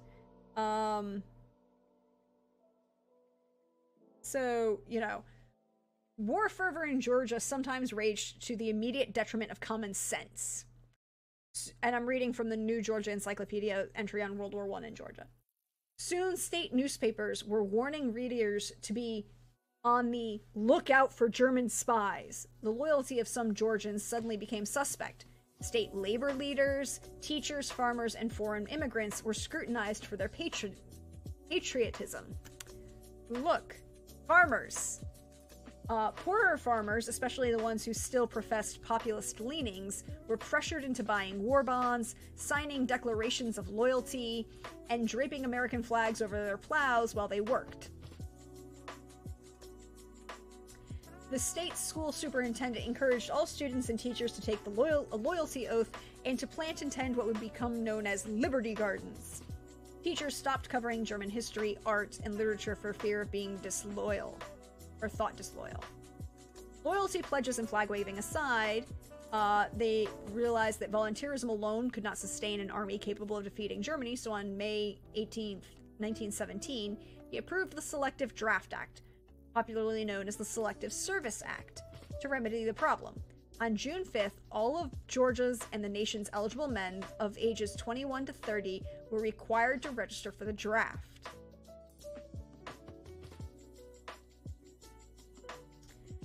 And then, so Georgia does something interesting. Many white men in Georgia sought to prevent black men from being drafted.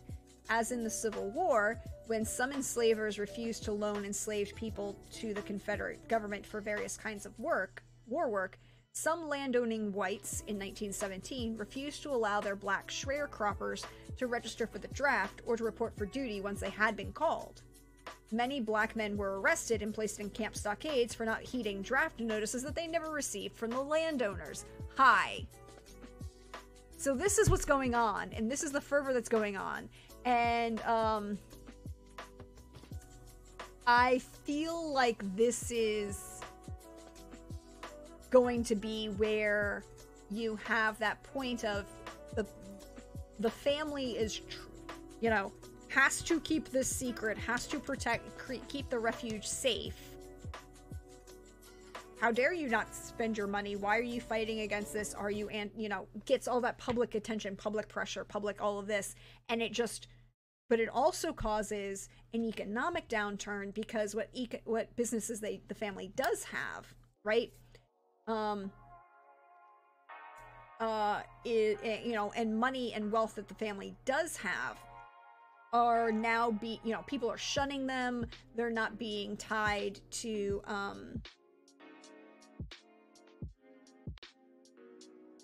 they're being thought disloyal, people aren't spending money at them. There's probably a lot of things going on behind the scenes. Ooh, I like that idea. Haha, we're doing good. And then on top of that, you have a number of these people who are being drafted, who are going into the war and are not coming back because being sent to the trenches in France was not a good thing. Boycott, yeah, exactly. Probably a lot of colored supernatural refuge. Exactly. Probably a lot of colored, folks, and that then got arrested. Lots of things that are happening. They come back from the war, and then the stock market crashes. But funnily enough, we come out the other side.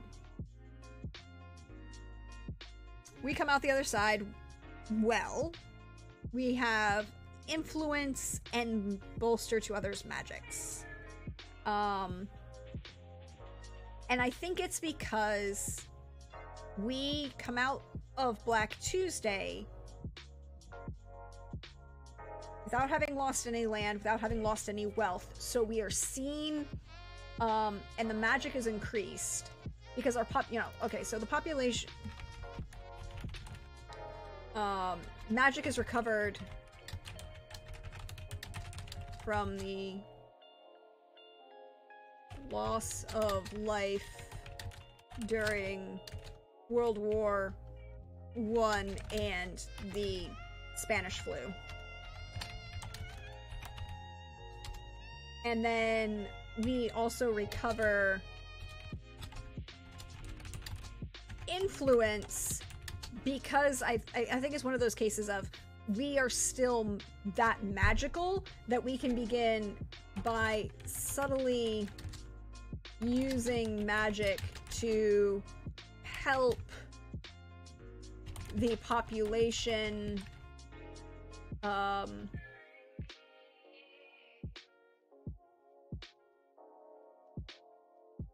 again from the worst of the crash, right? Like, we're doing something magically, subtly to kind of protect people from the effects of the crash.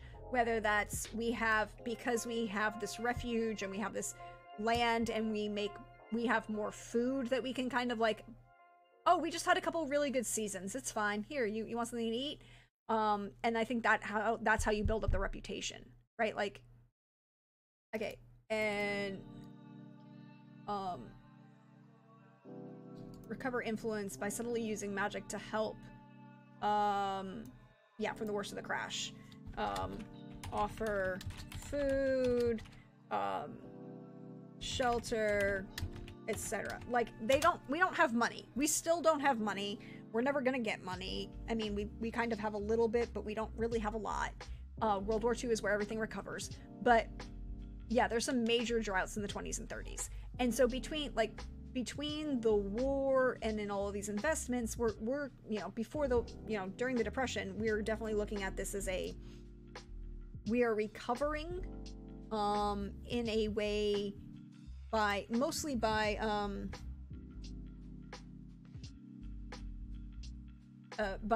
offering people products, right? The worst droughts in Georgia history are from 1924 to 1927 and 30 to 35. Droughts severely impacted Georgia farmers' ability to produce agricultural products, with the damage caused by the boll weevil. Exactly. Boll weevils are evil. Do not look one up. They are ugly, and you're just like, nah, I'm good. And boll weevils infest pine trees, which is a big problem because it also leads to deforestation, among other things. Georgia began to suffer from a depression long before the rest of the United States. Exactly. Like, we are already, I think that's the thing, is like, we come back from the war and we're all, World War I ends and we are doing what we can to mitigate things that are already bad. And because we are already mitigating things and have like this magically protected piece of land, and guess what the magicals help fend off? Boll weevils? Look.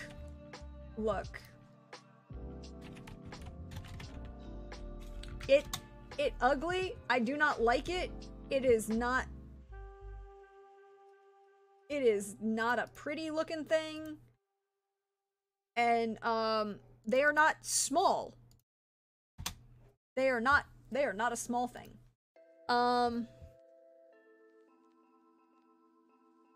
They are not.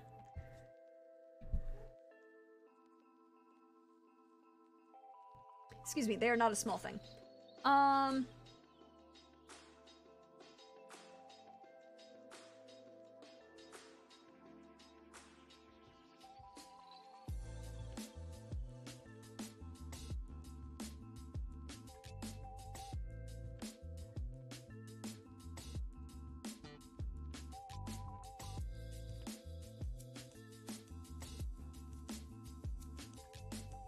So I think the other thing about this is like, we are like, the family are populists, right? Like, the family our populists.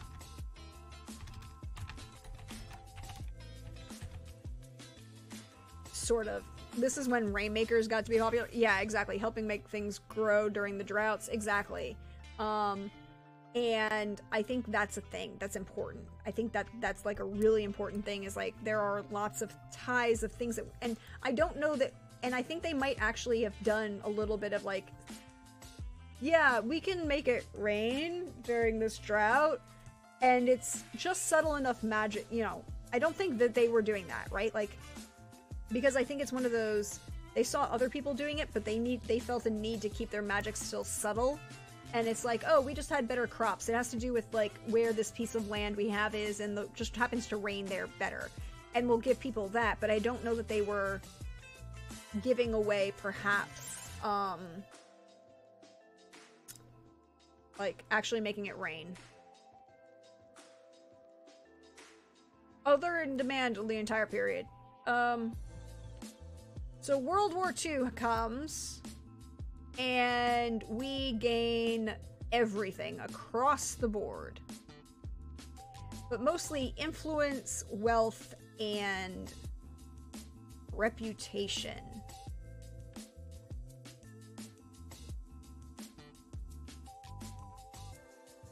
So we get land back, we get magic back. Okay, so land, regaining the... Ooh, okay, so the government gives back land taken during World War I because they moved the training facility to Fort Benning to train people to jump out of perfect good airplanes. And I think as part of that, the magic increases. And the family, like, we gain people, so I think they actually,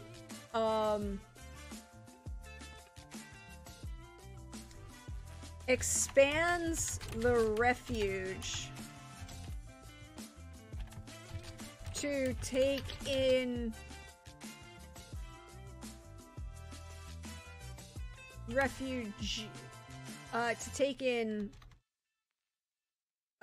supernaturals fleeing Europe, right? Like, that makes sense. And because that also gives you a bolster to the population, that also gives you that bump to not a big bump, but I mean, it's like there's a bump to the population. You're getting more people. There's more reputation. There's more more and more people are seeing, and that brings you back to the neutral, right? Because you were in the negative, and that reputation and positive, you know, and that boosts reputation that was harmed by being anti-government during World War I. Lots of supernatural. Yeah, the potato. I mean, there's lots of potato famines, but the particular one you're talking about in Ireland is in 1840s. Nope, 1840s. Good job, though. It's why you have such a large Irish population that can come and fight during the American Civil War, because they come earlier. So yeah, so I think this is the family. I think they take in a lot of Jewish. See, this is where I think is, like, I think they want to take in Jewish. Some of them are Jewish.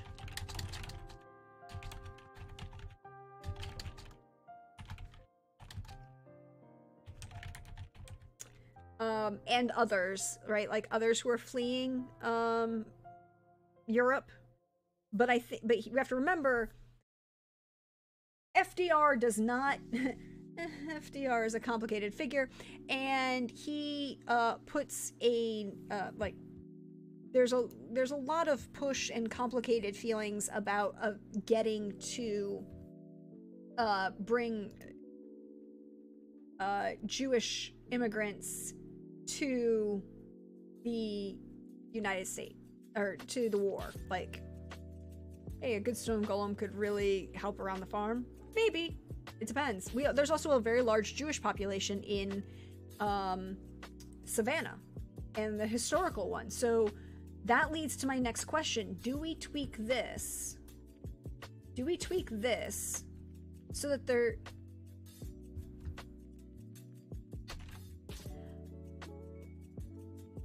Is there a Jewish connection? I know they're saying, like, I don't think they are themselves Jewish, right? Like,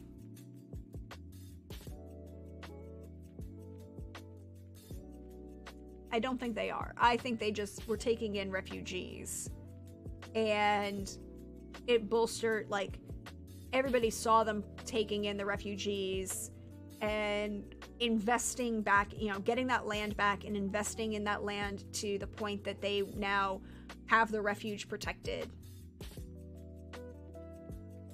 And so that gives you the bolster of reputation, the bolster of land, and I think those refugees and other people and all of that give the bolster to the magic that's going on. Okay.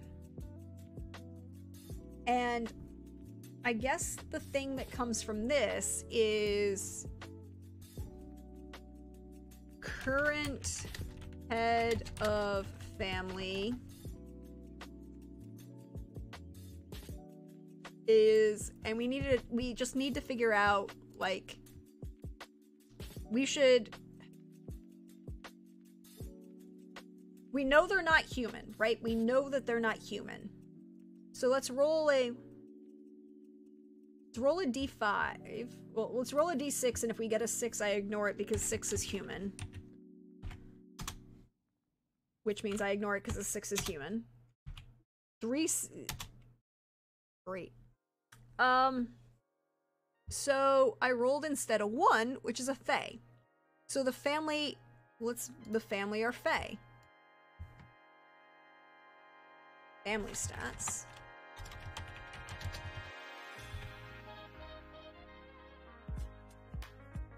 Head of family.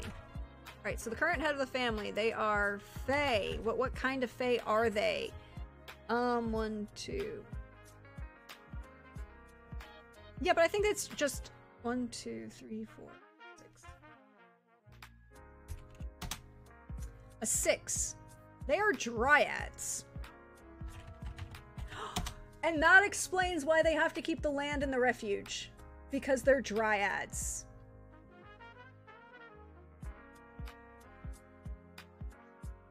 Because they're dryads and they need to protect the trees. They protect the trees. And the refuge is a forest. And that's why when the government took the land, even for such a short period of time, the destruction of the trees was one of the biggest problems with that. At least from our perspective.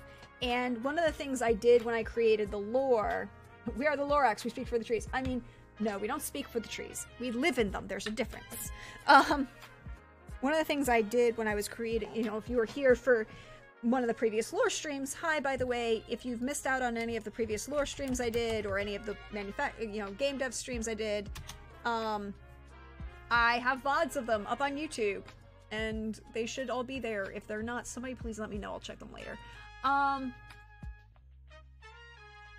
But I made the decision that dryads can switch their home tree when called for, like because of a disease or being called down, as long as it's the same species of tree.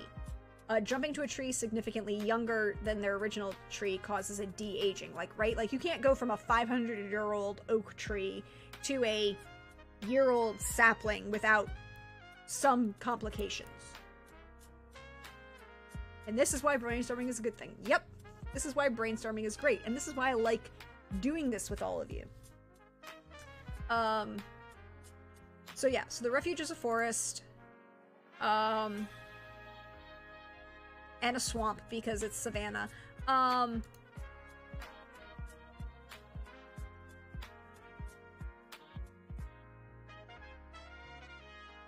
Yeah. Dryad also called hamadryad in Greek, or nymph, or nature. Well, no, technically a nymph and a dryad are not the same thing, but I do appreciate, Coldrake, the use. Yeah.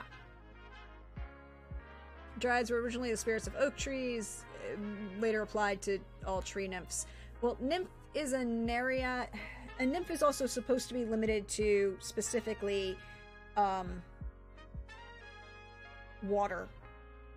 Nymphs are water creatures and dryads are plant creatures. But I digress, and that swamp moss could be something really fancy. Exactly. But they all could hide if they wanted. And that explains, I think we have to change this one, right? Like, let's change this one.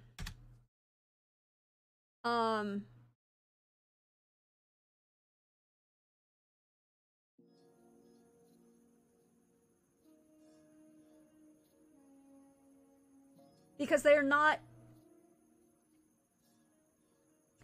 are protectors, right? Like, so they're protectors and they are warlike in a little bit.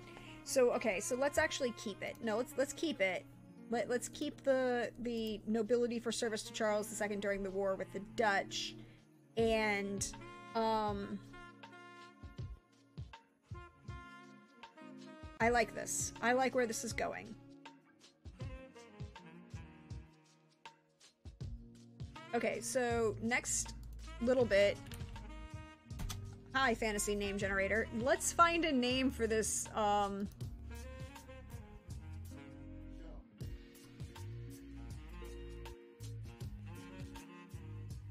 sanctuary.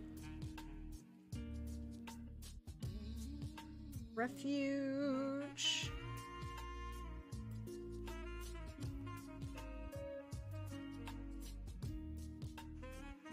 I think the naiads went to live in the swamps versus the dryads that stayed on the lands. I mean, you can have both in the swamp.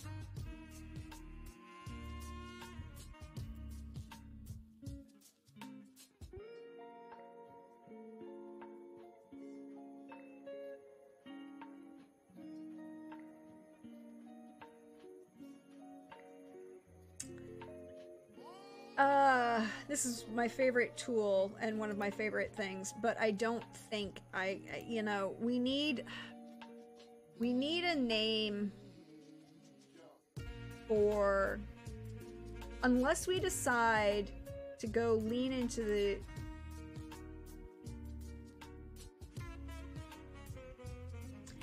so we know that the group that now has to stay in Savannah are the dryads. Are the dryads of avoided going into the water? Why aren't they? Oh, why? I know the real reason. No need to get. Yeah, I mean I wasn't going to. That one was just a joke. I see it there for you, Krellin. I see you there. Krellin says, if the dryads avoided going into the water, why aren't the others called wet ads? Oh, but more than a few good old Georgia boys have gone into the swamp and been lured by some cypress dryad. Swampy naiad. I mean, fair. Alright, so then that means requires dryads to remain in Savannah.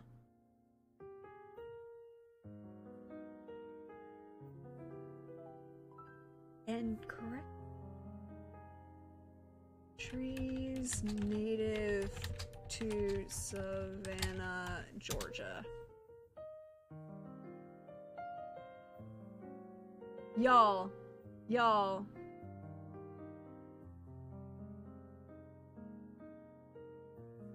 There's a website called Trees to See Savannah, because it has to do with the Avenue of Oaks.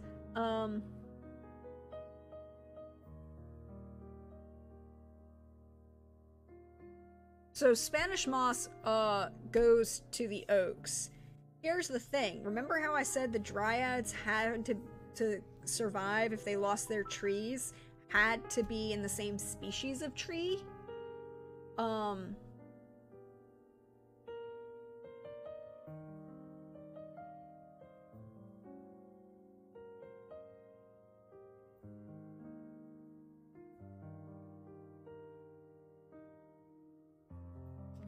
What about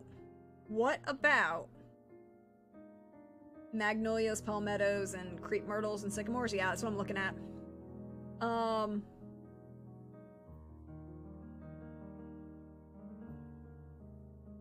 What about the fact that there's so many oak trees that were planted, right? Like, the oak trees that were planted by colonial people and crossbreed. Look, I'm gonna create some with local indigenous oaks.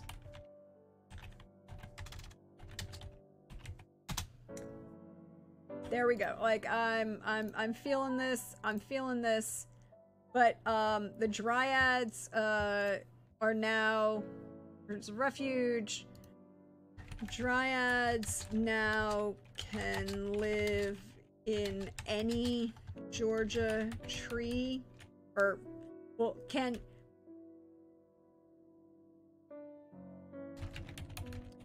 but were born among the oaks.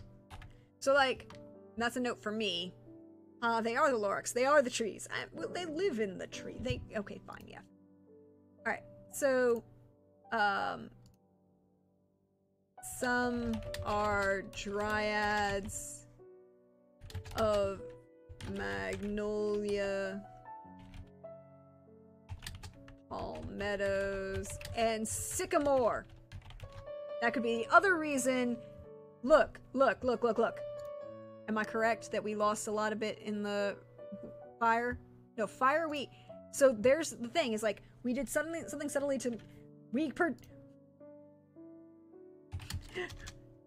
the dryads were using magic to protect the trees. You know. Look. I have one single hope for this game. I desire one of these established families to have some tie-in with the piracy of the Savannah Coast. Look, we might get there. The dryads are not them. We will probably get one. We will probably get one, but it will not be the dryads. It will not, however, be the dryads.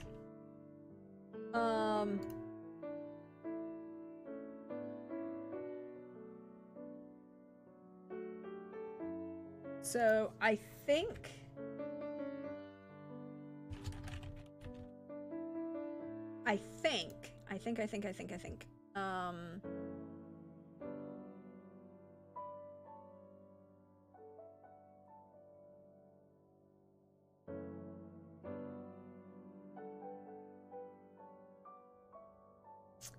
a simple man with simple desires. I mean, it's fine, Malk. We might get you some pirates.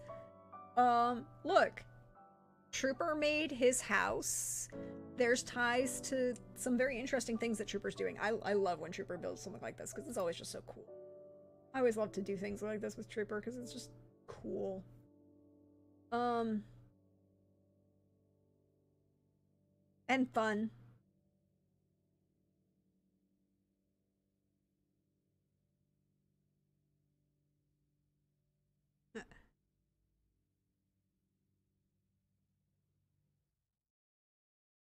Yeah, Oglethorpe is interesting. And a love of trees is interesting. But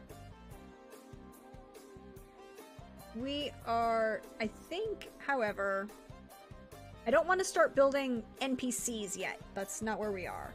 Like, the keeping the head of the family kind of notation in my head is important, but, like, what kind of family they are, but at the same time, I don't want to build NPCs yet. I'm just working on the houses.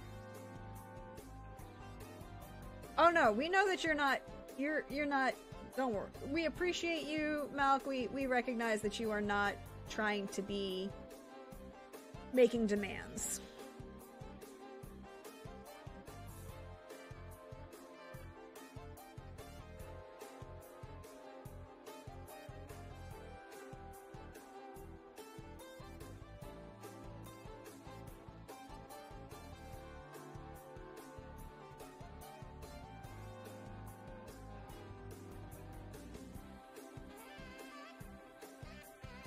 We recognize that you are not trying to make demands.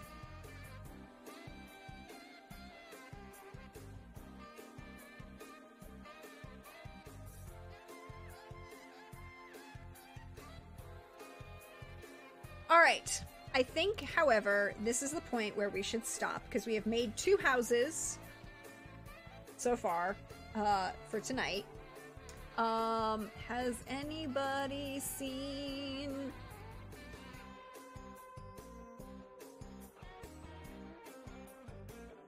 Trooper's not live yet, otherwise we'd go raid Trooper, but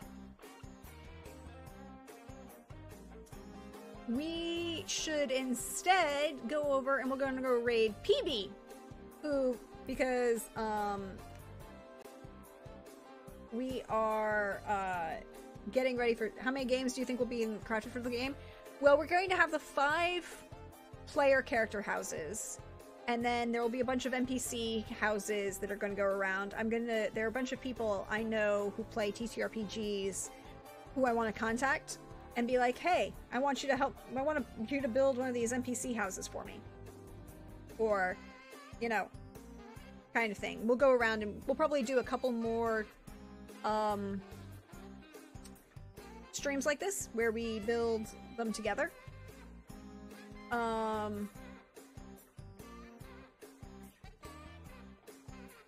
And it's, you know, the House of Yards. That's a thing. But we are, you know, like, we'll probably do a couple more of these. It's a full subdivision and this, you know, a bunch of people, and you know me, y'all. I like NPCs. I build NPCs. I build lots of NPCs. It's almost like I put too many sometimes into a game. I have occasionally a problem. But I think that's what we're gonna call it for tonight. Thank you for being here, everybody. Thank you for helping me with this. If you missed out on portions of this or you came in over on that raid with Susie, thank you for being here. Thank you for hanging out. You can catch up on this or any of the other games that I run over on YouTube. They're all nice, neat, and little playlists. Really nicely organized. If you also liked what you saw here, hey, I have a Ko-Fi. You can support us over there, and it all goes back into this game and doing this, fun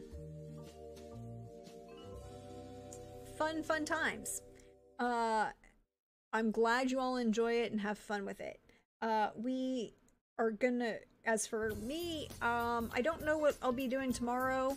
It kind of depends what my schedule looks like. I may do another stream, I may not, but I will definitely be back here on Saturday, 8 p.m. Eastern, for more A Song of Agapio's Fortune as we ascend the mountain to find a lich.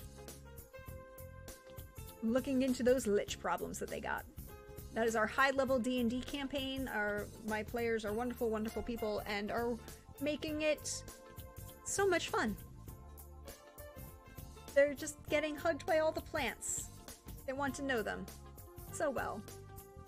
Then on Sunday, be back here we are in the final season for Witcher Roads Home.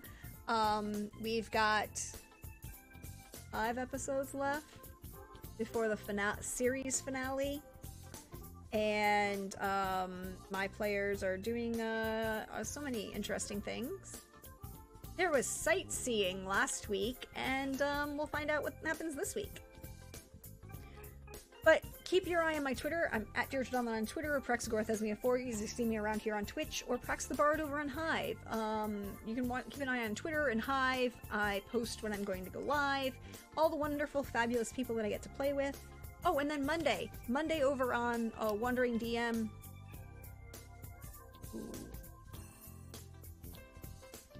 Monday over on Wandering DM for